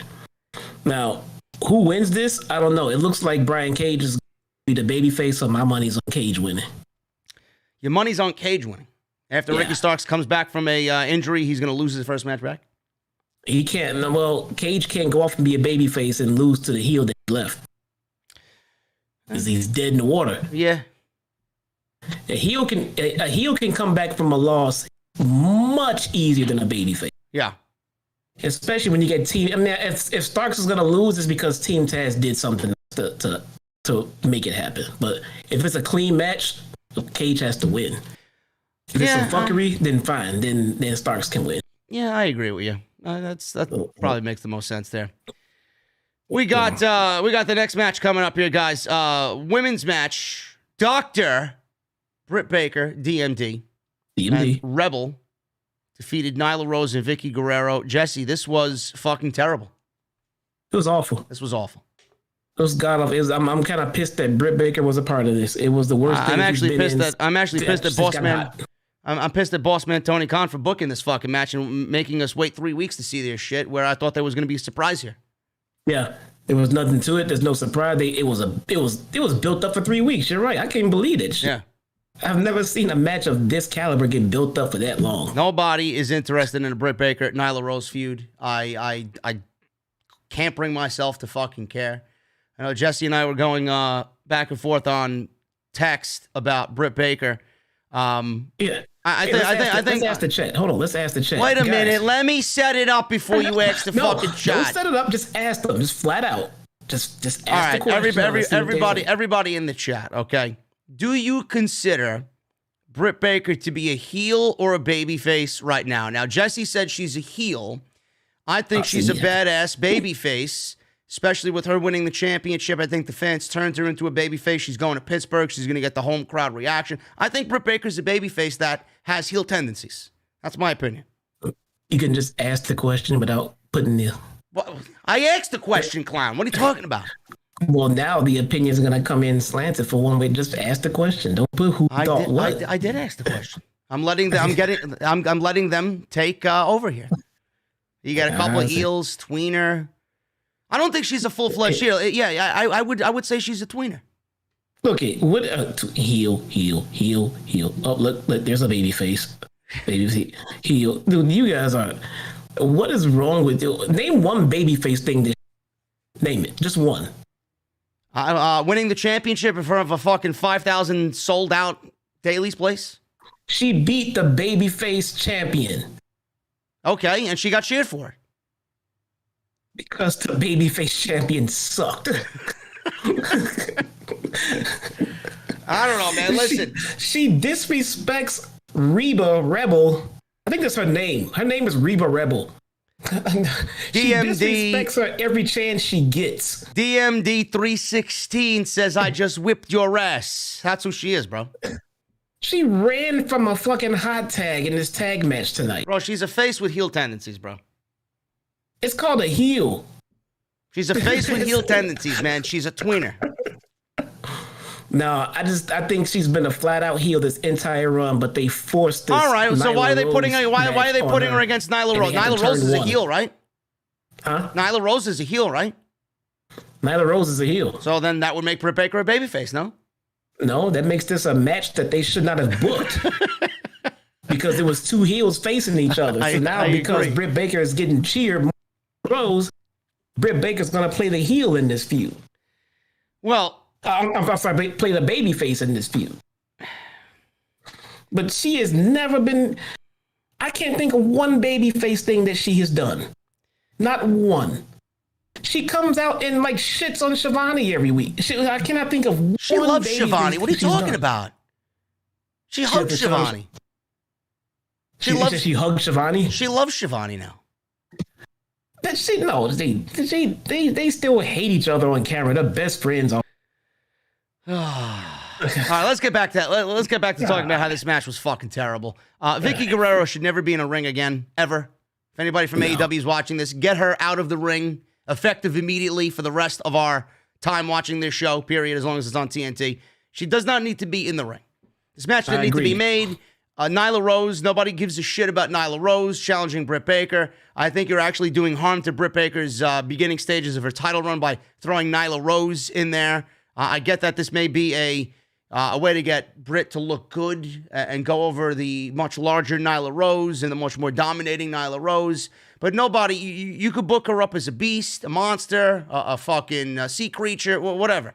You're not building Nyla Rose up to look believable against Britt Baker after she just won the championship and you pretty much coronated her to the queen of the division. It's not happening.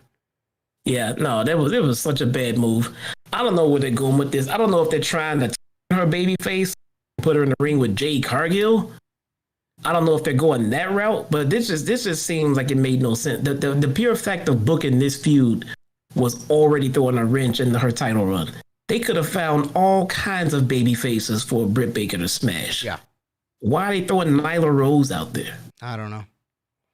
I would have taken an up-and-coming woman from Dark or anybody. They have plenty. All they have to do is avoid Chris Statlander and Jade Cargill. Yeah. Outside of that, anybody. And Thunder Rosa. Kylan King, where is she? I would have had her feud with fucking Red Velvet right out of the gate. I don't know why. That would be. I think that would be a great match. Red Velvet and Thunder. In you know what? It might Thunder Rosa now and put the title on the line in that feud. But it seems like Thunder Rosa has been off AEW TV. Well, they hired her to come in to get Britt Baker over. Now she'll be back. She'll be back. She's probably going to take that title off of Britt Baker. Could be. I mean, could be. I doubt it, but could be. Well, anyway, this match was fucking terrible. Guerrero tagged in, and then I lifted my phone up from the coffee table in my living room, and I was browsing Twitter. Nobody gives a shit about Vickie Guerrero in the ring. She tagged in. Rose went to the top, but Baker pushed Guerrero into Rose, sending her to the floor. Baker then locked in the lockjaw on Vickie Guerrero, leading to the submission. So we know why this match was made and why Guerrero was in this match. It gave Britt Baker an easy win and made Nyla Rose look dominant. Rose attacked Baker after the match at a beast bomb. Guerrero set up a table on the outside, and Rose powerbombed Baker through the table to the floor, which looked like it sucked. Hopefully she's okay. And then Rebel, apparently she got hurt in this match as well. Doc Sampson, AEW's senior medical advisor there, he was visibly shown on Twitter via some clips I seen, leading the charge and getting her out of there, and she was limping. She could not stand on her own 2 feet, so hopefully she's okay. But you just risked Britt Baker's supporting star here in this gimmick, in this role, and she may be out because of a fucking stupid match that didn't need to take place. So there you go. It really shouldn't have. Vandelli just said Abaddon. Can somebody Abaddon? Bro, listen, I'm over the magic and the zombies, okay? Give me a break, bro. Fucking Vandelli. Can somebody fucking bench him, Abaddon. please? Get him out of here, man. Unbelievable. We love Vandelli. Fucking But Abaddon, no, bro. We don't love Abaddon here. No. We can't stand Alexa Bliss fucking throwing fireballs and doing hypnosis on Monday Night Raw, bro. I gotta fucking watch zombies on AEW now, too? Come on.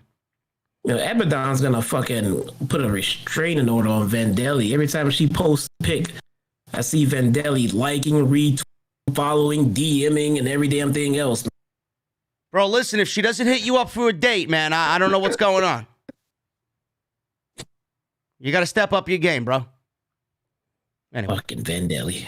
Road Rage are looking like this, guys. Tag Team Championship, Bucks, Kingston, Penta next week. South Beach strap match. QT Marshall versus Jesse's favorite pro wrestler on the planet, Cody Rhodes. Andrade El Idolo versus Matt Sydal. In a circle, Jake Hager, Santana Ortiz versus Pinnacle, Wardlow, Dax, and Cash, Orange Cassidy, and Chris Statlander in a mixed tag team match against the Blade and the Bunny. And then Jericho and MJF have a face-off next week. So that is Dynamite's Road Rager. We get a great promo with the Inner Circle guys, Jake Hager, Santana Ortiz. This was really great. I love the emotion from all three of these guys, especially my guys in LAX. So this was awesome. They were in a staircase, I believe, inside Daly's place, and Hager, Ortiz, and Santana were talking about what happened with Dean Malenko and what happened with Conan.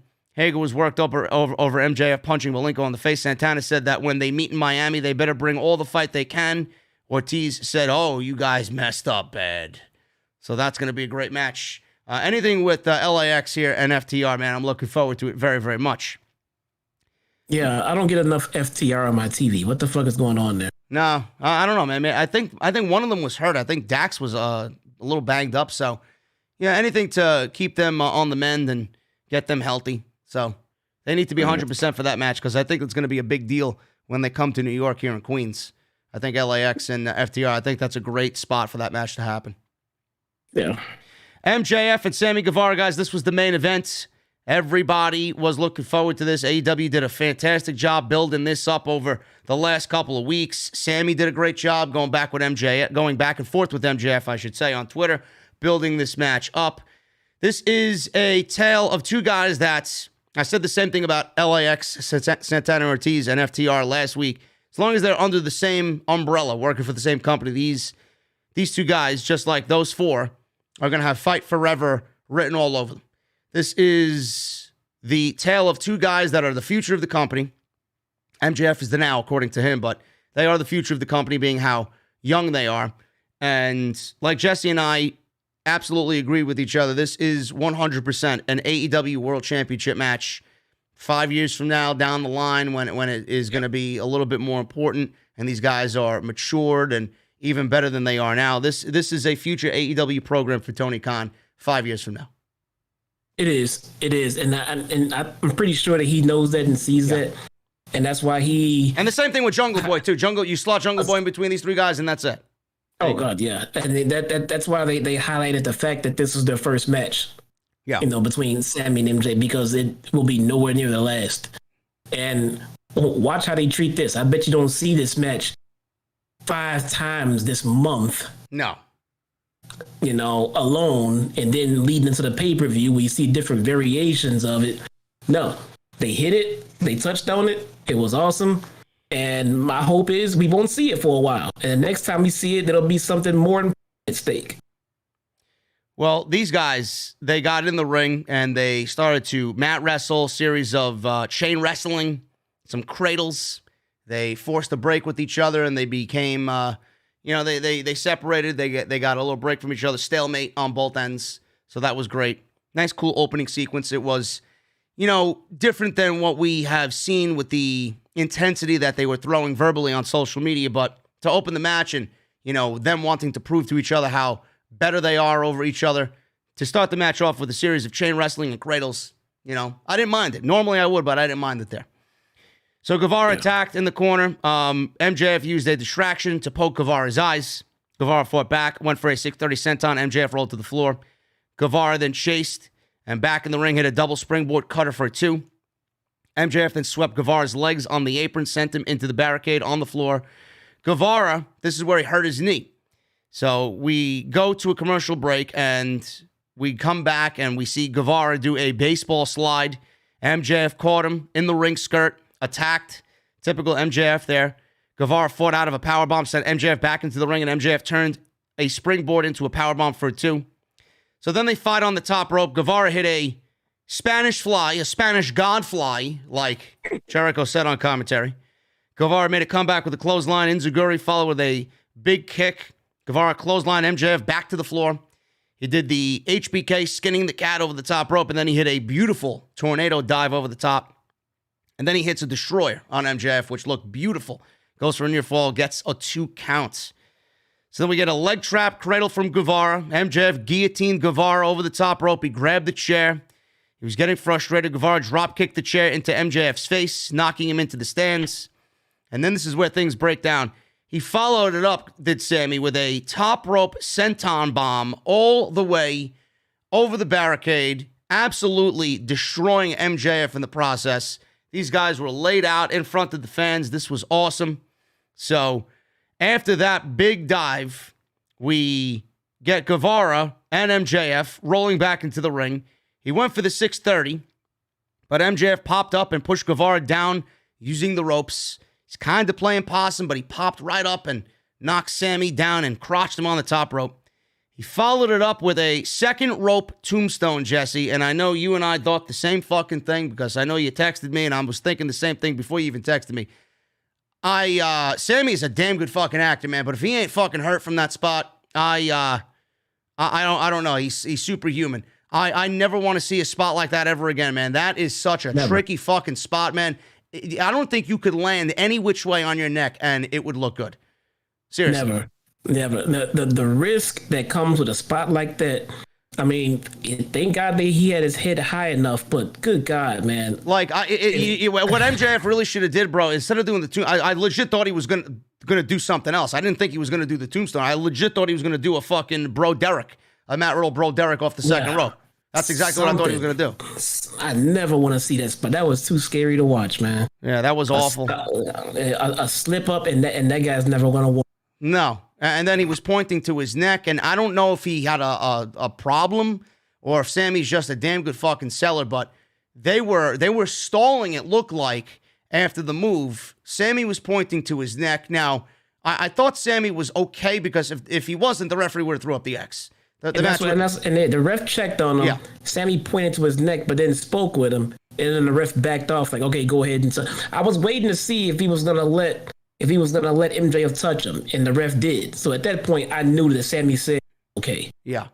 That was it. Because after a spot like that, if he said something doesn't feel right or not right, he wouldn't have said, all right, go ahead, continue. And you physically seen them, like, they were almost head to head there. They had to be speaking to each other in those moments. Like, I don't know what was going on there. Like, I don't know if Sammy legitimately got hurt. And I'm not taking anything away from MJF here either. I don't think the move should have been done, but that move is not going to look good on MJF's behalf either, because his knees, you could fucking blow out a knee doing that shit off the second rope.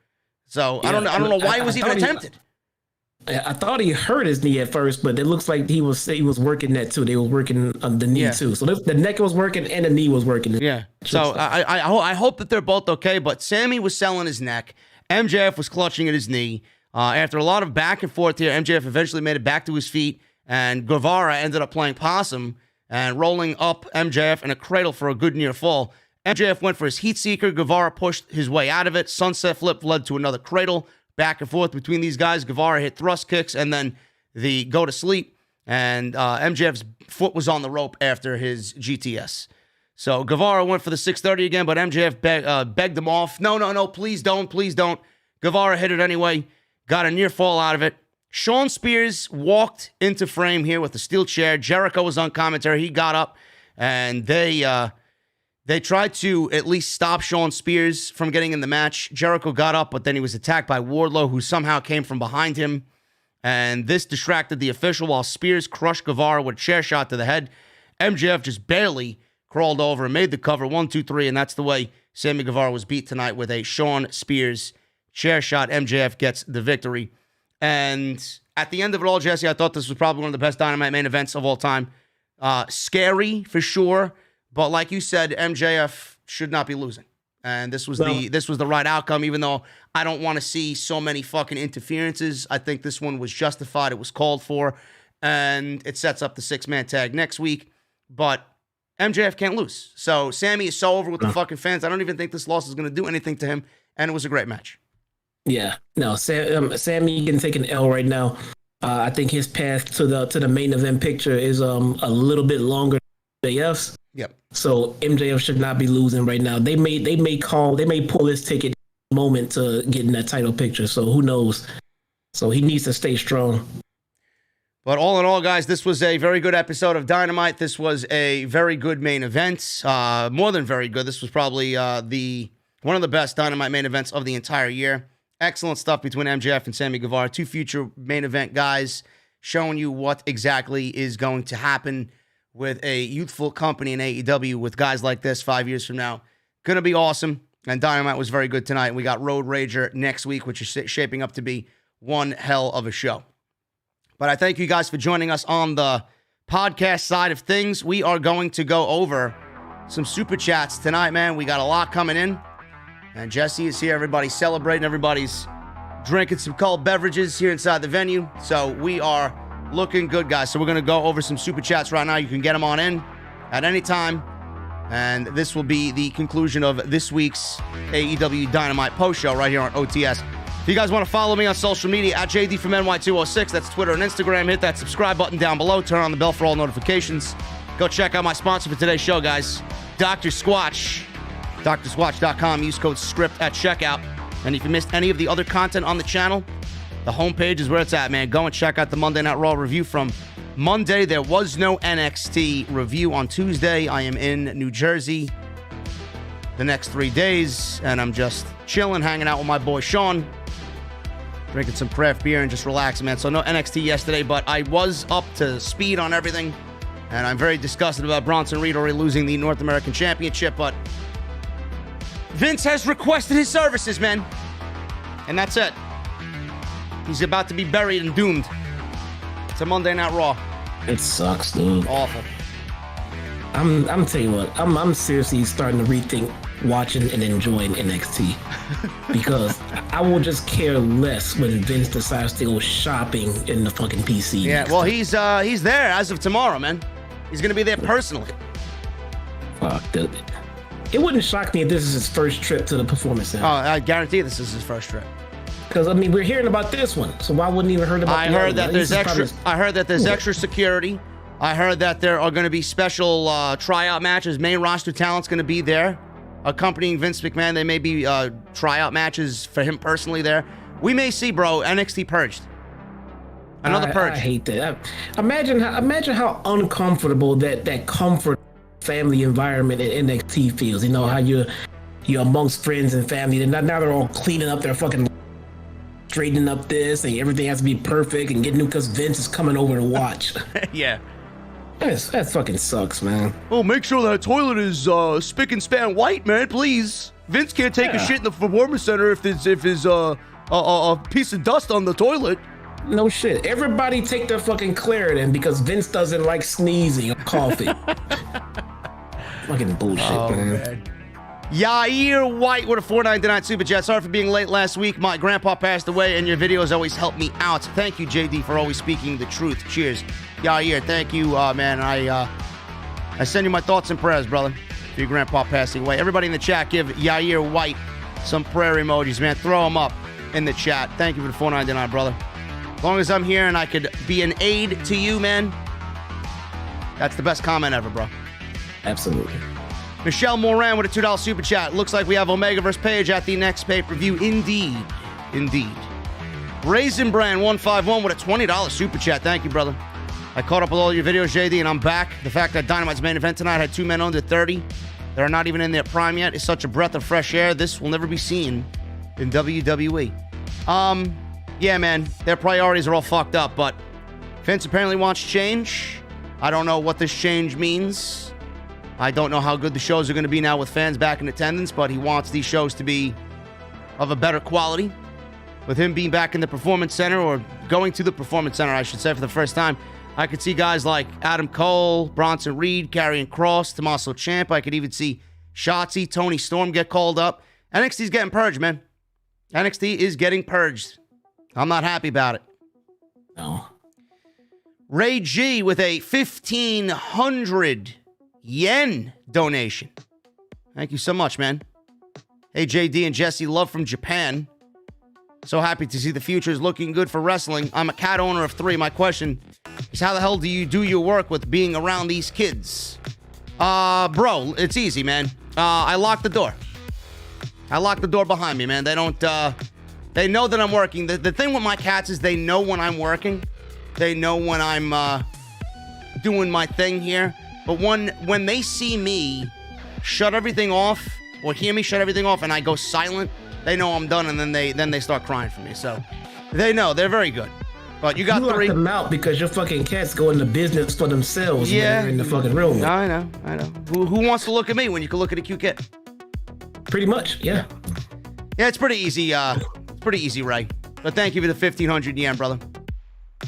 Munchie Time on a $9.99 super chat. Happy to see the official end of the pandemic era with Dynamite leaving Daly's place. MJF and Sammy was awesome.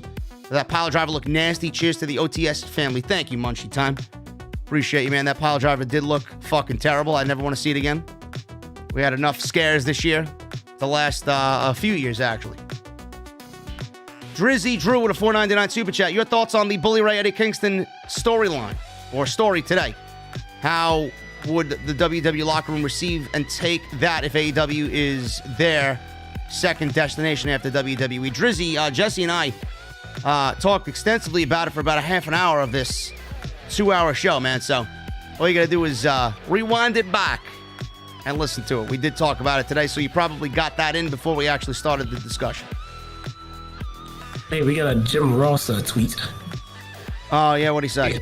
He says, yep, I apparently made an untimely error tonight at show's end. No excuses, and I'm not quitting. He's not quitting. Dave LaGreca said, listen, mistakes happen. Believe me. I'm sure I'll make a ton tomorrow. They air my first, the day up. But I'll make a ton tomorrow on air, my first day back from vacation. JR is a fucking legend, greatest of all time.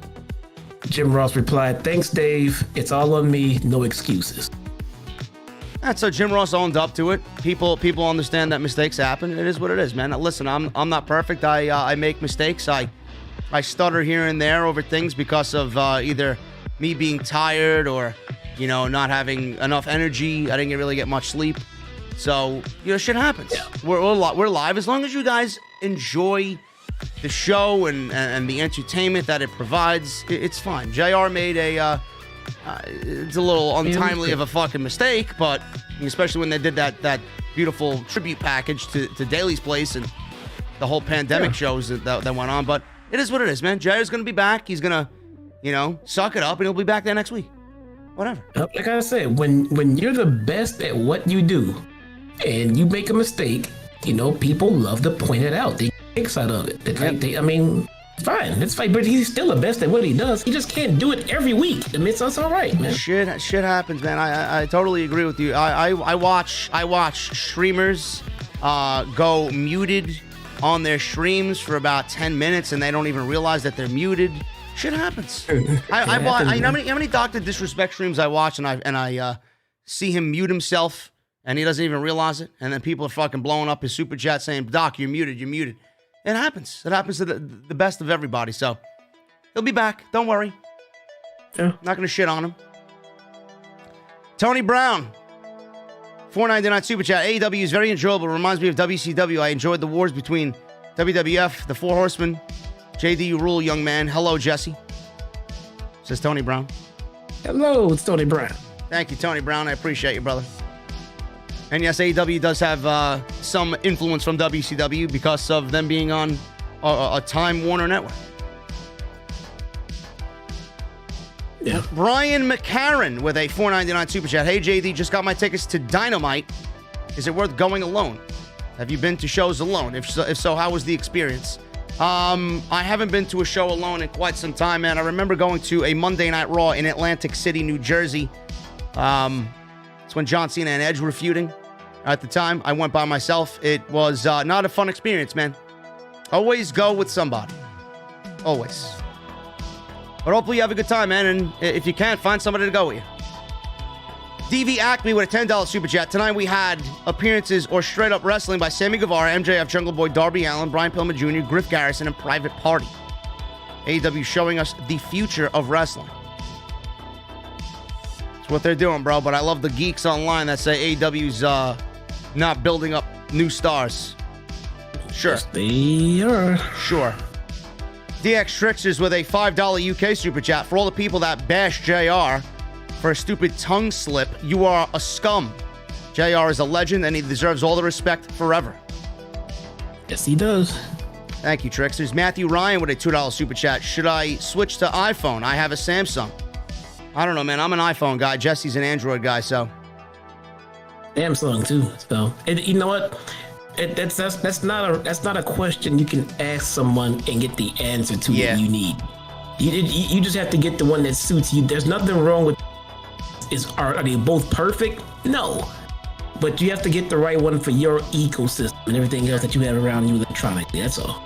Yeah, Matthew. You know what I usually do. I've had both. I've had an iPhone and then I went to Android because I got bored with iPhone and then I realized that iPhone was just more my style and Android was not for me, so I went back to iPhone.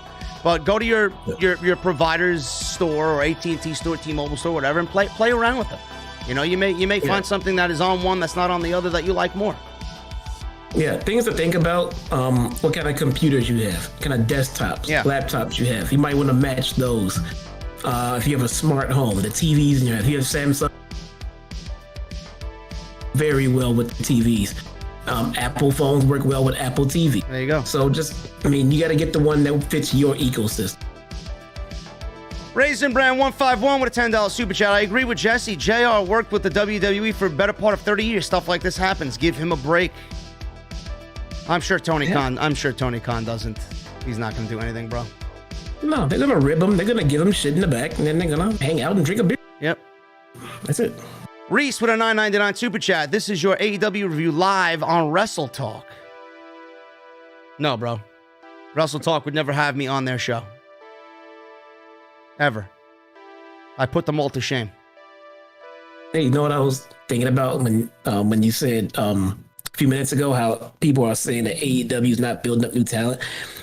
This is how much AEW haters are just going to be, and they're going to exist. Remember back when they had just the biggest joke of a women's division? Yeah. Now that it has gotten better, do you hear anybody giving these people any kind of credit for pulling that division out of the gutter? Absolutely not. Nope. And it is 10 times better than it was a year ago. You don't hear anybody saying, well, I shit on it before, but they turned it around. No, not just because it's gotten great. Ladies and gentlemen, it's something that I always love hearing about AEW. They're not building new stars, or they're signing nothing but WWE has-beens and rejects, which is not the case, because those has-beens, quote-unquote, and rejects were never given a true opportunity in WWE, and were only signed to keep them away from joining somebody like AEW. But if you look at WWE's roster, look at WWE's women's division or NXT, it is not homegrown talent. It's all talent that they've siphoned from the indies. So exactly, where is your argument, and how are you going to stand on 2 feet with that argument? Most of your favorite wrestlers on WWE, guess what? They're an independent star that came from the indies, and WWE had nothing to do with them as far as being homegrown. Nope. Or they signed them from Japan. You could probably hand count on one hand how many homegrown talents. Yeah. Charlotte, Sasha, Becky, Bayley. Come on. And then I think Sasha started off in the indies, but she didn't get an indie name for herself. No. No, she did get, I mean, it wasn't like she was a halfway star. And they did make her, but she didn't start in NXT. Jonathan with a $4.99 super chat. Was at tonight's show. It was great. Got to take a pic with Cody and tell him thank you for saving wrestling. He said it's a team effort, A+ show. Glad you had a good time, Jonathan. It sounded like it was a great show via the crowd noise on TV. Yeah. DX Strix is with a $5 UK. WWE Dynamite is the true forbidden door of professional wrestling. I just hope it's AEW buying WWE and not vice versa. Tony Khan could buy WWE if he wanted to, bro. I don't think that that's ever going to happen, but yeah. No, it's too much of a fucking headache and a train wreck over there. John Cream with a $50 super chat. Night and day. AEW is crushing it. WWE wrestlers are scared of the fans ruining their gimmicks. AEW entertained them at home for the last year and are thankful for every single one who tunes in. The next month is going to highlight this difference. I agree with you, Mr. Cream. It is night and day. WWE television fucking sucks outside of Roman Reigns. That's it. I loved how people were like, well, Monday Night Raw was good tonight on Monday. Okay, what do you have to base that off of? You got 1 out of 10 shows the last fucking 30 weeks, and now you get one good show, and people are thinking, oh, WWE's turning the corner. No, they're not. A great match between Matt Riddle and Drew McIntyre does nothing. Or AJ Styles, Matt Riddle, and Drew McIntyre. What does that do? Nothing. Jacob Donnelly. John, thank you for the $50 super chat, bro. That's a lot of money. Jacob Donnelly, $10. Absolutely love the Omega segment tonight, especially since he never said Hangman's name. I truly think their feud will be something special. I absolutely think it will as well, Jacob. Can't wait to see it. Raisin Brand 151 with a $10 super chat. With the likes of Jungle Boy Starks, MJF Guevara, the many young tag teams, and Darby, AEW's future is in very good hands. Tony Khan's doing a very good job, man. I don't think he gets enough credit from these fucking geeks online. Everybody calls him a Mark and a Stan. He's doing a good job, man. He's obviously got the better product, so he must be doing something right. Yeah, between the things that Tony Khan's is being called, between that and the stuff that Vince is being called, yeah, I'd rather be in Tony's shoes. Yes, absolutely. Omni Entertainment with a $10 UK super chat. What's up, JD? I can't stay. My condolences to Jesse. Keep improving, you two. Hope AEW pushes the acclaimed Jungle Boy and pairs Andrade with Trinidad. The whole IWC is becoming toxic, so I'm taking a break. Don't blame you. Yeah, it's pretty toxic, bro. Staying off social media to give yourself a mental health day or 3 is a good decision. Yeah. Bronx Slayer with a $5 super chat. AEW Mount Rushmore's MJF, Sammy, Darby, and Jungle Boy. An AEW average show is better than any Raw and SmackDown show. The Bronx was toasty today. Yeah, Bronx Slayer. I heard Atlantic City, New Jersey is not all that better. It was a scorcher down here today by the beach. I actually got a little sunburn today. But yeah, man, heat wave is supposed to be going away by the weekend. It's supposed to be like 76 degrees on Friday in New York City with some rain. But 4th of July should be sunny. I sound like a fucking newscaster now, spewing the weather. Did you guys get rain out there this week? Not yet. Tomorrow. Supposed to get rain. Man, if you're getting what we just got, man, I feel bad for you guys. More than likely that's coming then. It thunderstormed off and on like every day for a good 5 days. Huh. I mean, thunderstorm. We had tornado touchdowns all around here. And it would thunderstorm, get bright and sunny, and then thunderstorm again, same afternoon. I mean, it was terrible, man. Yeah, we're probably getting that then. Yep. The Dud, $5 super chat. Hey, Jesse, what do you think about the Varsity Blondes turning heel? I promise you'll love Julia Hart a whole lot more than you do now. Believe that. The Varsity Blondes should not be turning heel. No. Julia Hart can turn and head for the nearest exit as far as I'm concerned. Listen, bro. Listen, man. Lee Johnson could be listening, man. Better shut your mouth. Like at this point, if it gets rid of Julia Hart, Lee Johnson can leave. Listen, too. Big Shotty may be in the venue, bro. You never know. She's just bad. It looks like they can tell she's bad because I haven't seen her wrestle. But then again, I haven't seen Dark this week, so I don't know. Yeah, I hope we run into Lee Johnson somewhere in Chicago, and then he sees you and he says, "Yo, is this the guy that's talking shit about my girl?" I bet he will pull me to the side and say, "Look, I know she sucks, man, but she's trying."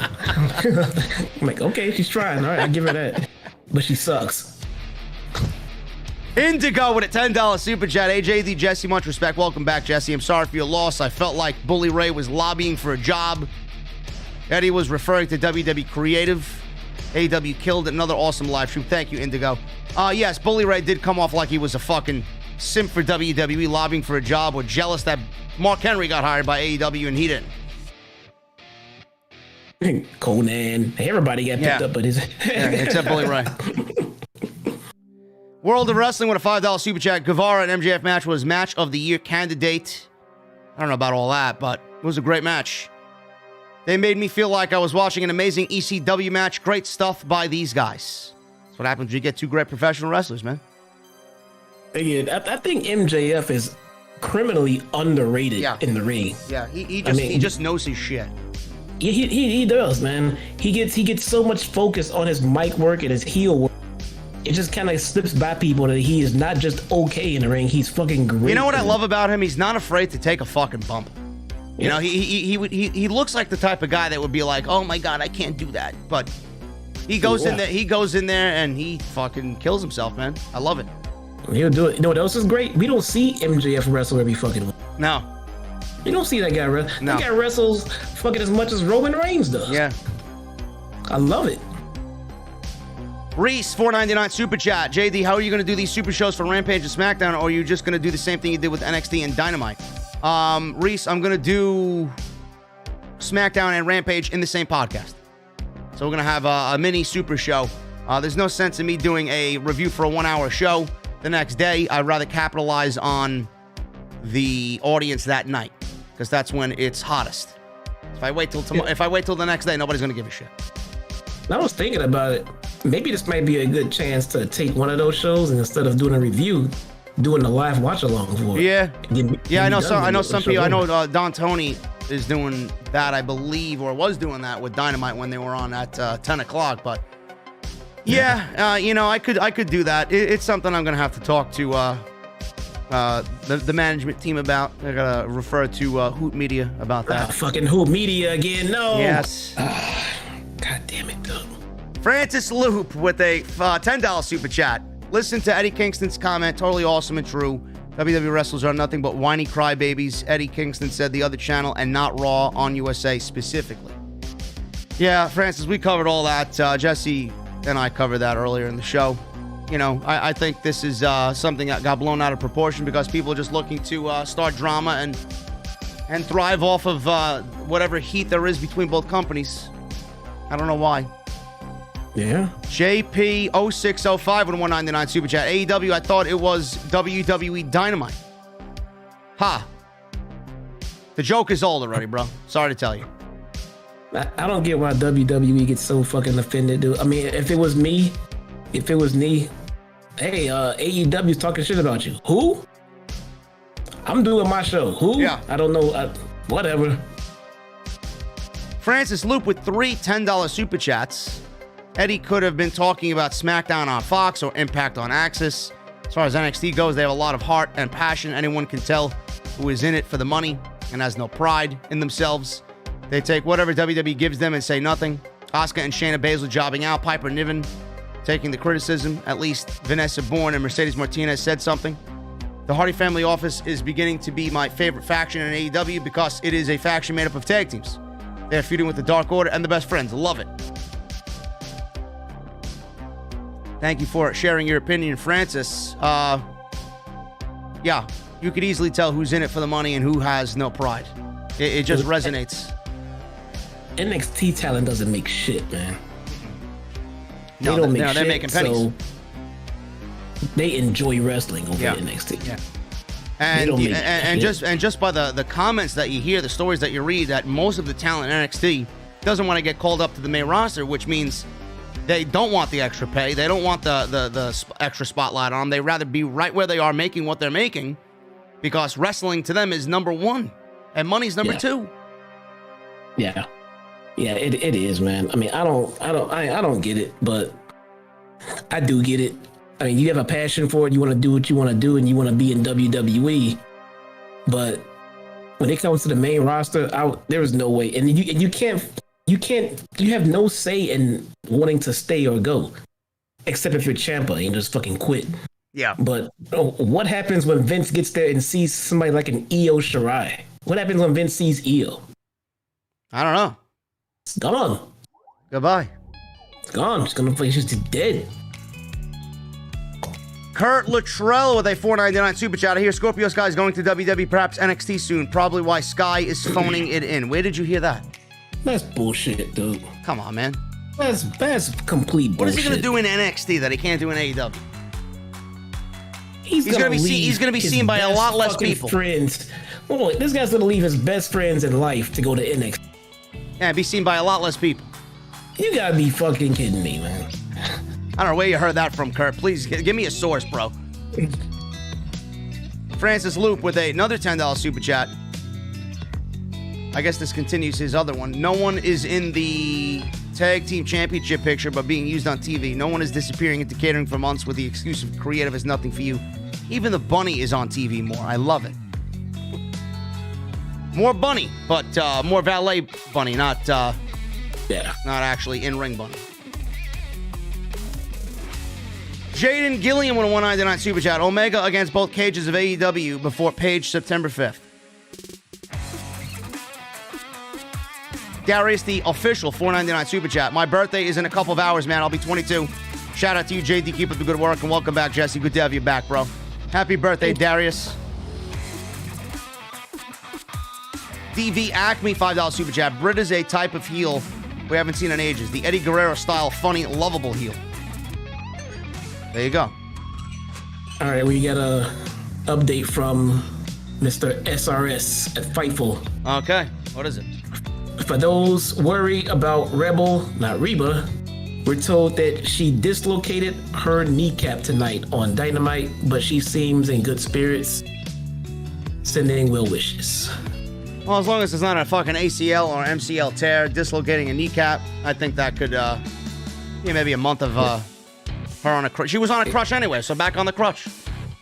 Yeah, there you go. Back on the crutch you go. There you go. Yeah, that's why everybody's thinking that, MJF knee is fine. Yeah. Because, we can tell that Rebel had a knee injury and it looked like it. Yep. MJF just kept fucking wrestling. So hopefully she's all right. Just another reason why that match should have never even taken place tonight. No. Sunny Impact with a $10 super chat. I feel bad for all the enhancement talent like Kylan King, Fuego del Sol, and others that couldn't get the contract before AEW hits the road. Hope they all get signed somewhere. I'm sure Kylan King is going to get signed. I hear her name a lot. Don't know why she isn't. And Fuego is fucking over. He's over with that audience. She got released. They were showcasing her quite a bit. She got released? Is that what happened? I'm asking you. I don't know. He says he feels bad for the enhancement talent like Kylan King that they couldn't get contracts before AEW hits the road. So does that mean she's not with them anymore? I have no idea. I don't see why they would assume that, but... That's weird. I don't know. Thank you, Sonny. Hurley Jones with a $5 super chat. Says nothing. Go tip your bartender, bro. Don't give it to me. Bleeding Diamonds, 99 cents. Another one. Go give it to the bartender, bro. Davey Thompson, $5 super chat. Didn't they call the GTS the GTH in the main event tonight? I think they did. I call it a GTS because that's exactly what it is. It's to go to sleep. Or Sammy says go to hell. Yeah. Gerald Bryan with a $5 super chat. Hey guys, with Dynamite back on the road, what surprises you think are going to happen? And do you see Tony Khan signing 2 females to join AEW later on? Surprises, Alistair and Ruby Riott, I believe, will join AEW. Maybe Tessa. We don't know yet. Yeah, I don't know, man. Chakra Rasta with a $5 super chat. JD, what's your favorite soaps from Dr. Squatch? I spelled that wrong, though. I like the Cold Brew Cleanse and the Grapefruit IPA. Rohan Star 58 with a $2 super chat. Will AEW hire Vince Russo to write the show? No. Where do you get these people from? I don't know. I don't know what prompts these questions, man. I really don't. Where do you get these people from, man? Biz Markie literally just died. It was announced. Biz Markie just passed away, says Buddy in the chat. Buddy in the chat. Oh, fuck. No, he did. Jesus. What the fuck is going on this year, man? That sucks, man. Reese with a $4.99 super chat. JD, would you ever want wrestling to be mainstream like it was in the 90s? Yes, because that means more eyes on my podcast. Jimmy Fingers with a 1919 super chat. My prayers are still with you, Jesse. Been through it. Happy to see you back. Stay strong. Guys, what is your overall thoughts? EVP's having lengthy title runs going forward. Could it hurt AEW long term? No. Kenny Omega is where he is right now as an EVP. He's going to drop that title to Paige. Paige is going to be more over for it. Same thing with the Bucks when they drop those titles. Yeah, I don't care if you're an EVP or just a regular talent. It doesn't matter what status you're bringing to the show at that. Yeah. Bleeding Diamonds with a $1.99 super chat. Ciampa needs to be in AEW. Does he? I don't think Ciampa wants to be anywhere but NXT. No. Yeah, no. And Captain Solo with a $5 super chat. Bray Wyatt or Keith Lee, which one has the best chance of going to AEW when their contract expires? You two are the dynamic duo of the IWC. Great work. Thank you, Captain Solo. Keith Lee. Bray Wyatt's not going anywhere. Keith Lee would thrive anywhere, but WWE has him sitting at home with a trademark issue, and possibly because he's overweight, which I still think is the main reason why he's off television. But that's it, guys. That is all the super chats I got tonight. We got another one. DV Acme. I can't read. I don't know what's going on with YouTube. I can't read this fucking super chat. DV Acme's got another super chat in here. Give me a second as this pulls up. $10 super chat by DV Acme. Even if they didn't get signed, having Dark in their resume or on their resume will do wonders for those indie talents elsewhere. AEW is good for the industry as a whole, just not for themselves. It is good for the industry, man. AEW existing has netted all those major WWE stars more money than ever before. They're definitely happy AEW's around. All right, guys, I'm getting out of here, man. My voice is shot. I am exhausted. I'm tired. I'm hot. I want to sit in the air conditioner and watch fucking Bobby Flay. Who can beat Bobby Flay on Food Network? That's my night. I can fucking beat Bobby Flay. No, you can't, clown. Don't give me that shit. Bobby Flay is elite, bro. I can beat Just don't have him bake anything. I kill him, dude. I kill him. Anyway, guys, we're about to get out of here. Jesse, any parting words before we hit the road here? Thunder Rosa just tweeted 1 minute ago. I think Off the Script is the best podcast in the IWC. Is that what you said? Well, after that one. Okay. She posted a GIF of like the Mighty Mouse guy popping out of his house saying, "Here I come to save the day." So looks like she might be getting back on TV for another run, maybe. I hope so. I miss her. Maybe 1 minute ago, she just posted it. Good. All right. Anyway, guys, yeah. Well, no. Thanks for the well wishes, guys. Again, I see them all. I appreciate it. Times are rough, but it's what we do, man. We persevere and we move on. Thanks, everyone. Guys, if you want to check out Off the Script, go check out all the other videos that you might have missed on the channel. We got some good stuff up there. I'll be back live again on Friday. I don't know if there's going to be a podcast this weekend because it's the holiday and nobody's going to be on YouTube.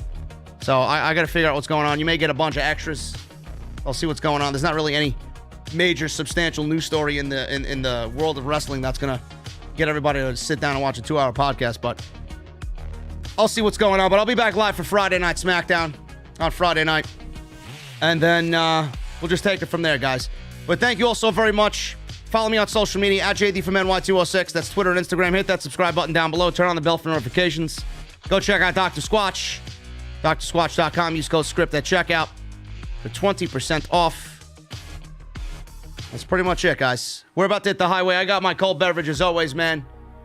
So I need 2 things from you guys right now, man. Number 1, in the chat, give me those guitar emojis because you know what's coming up. And then number 2, the music that you're about to hear, the sweet sounds of Pilot. I need you guys to turn that music on max, man. I'll see you guys on Friday. Thank you for a great live stream tonight for AEW Dynamite. And we'll see you later, man.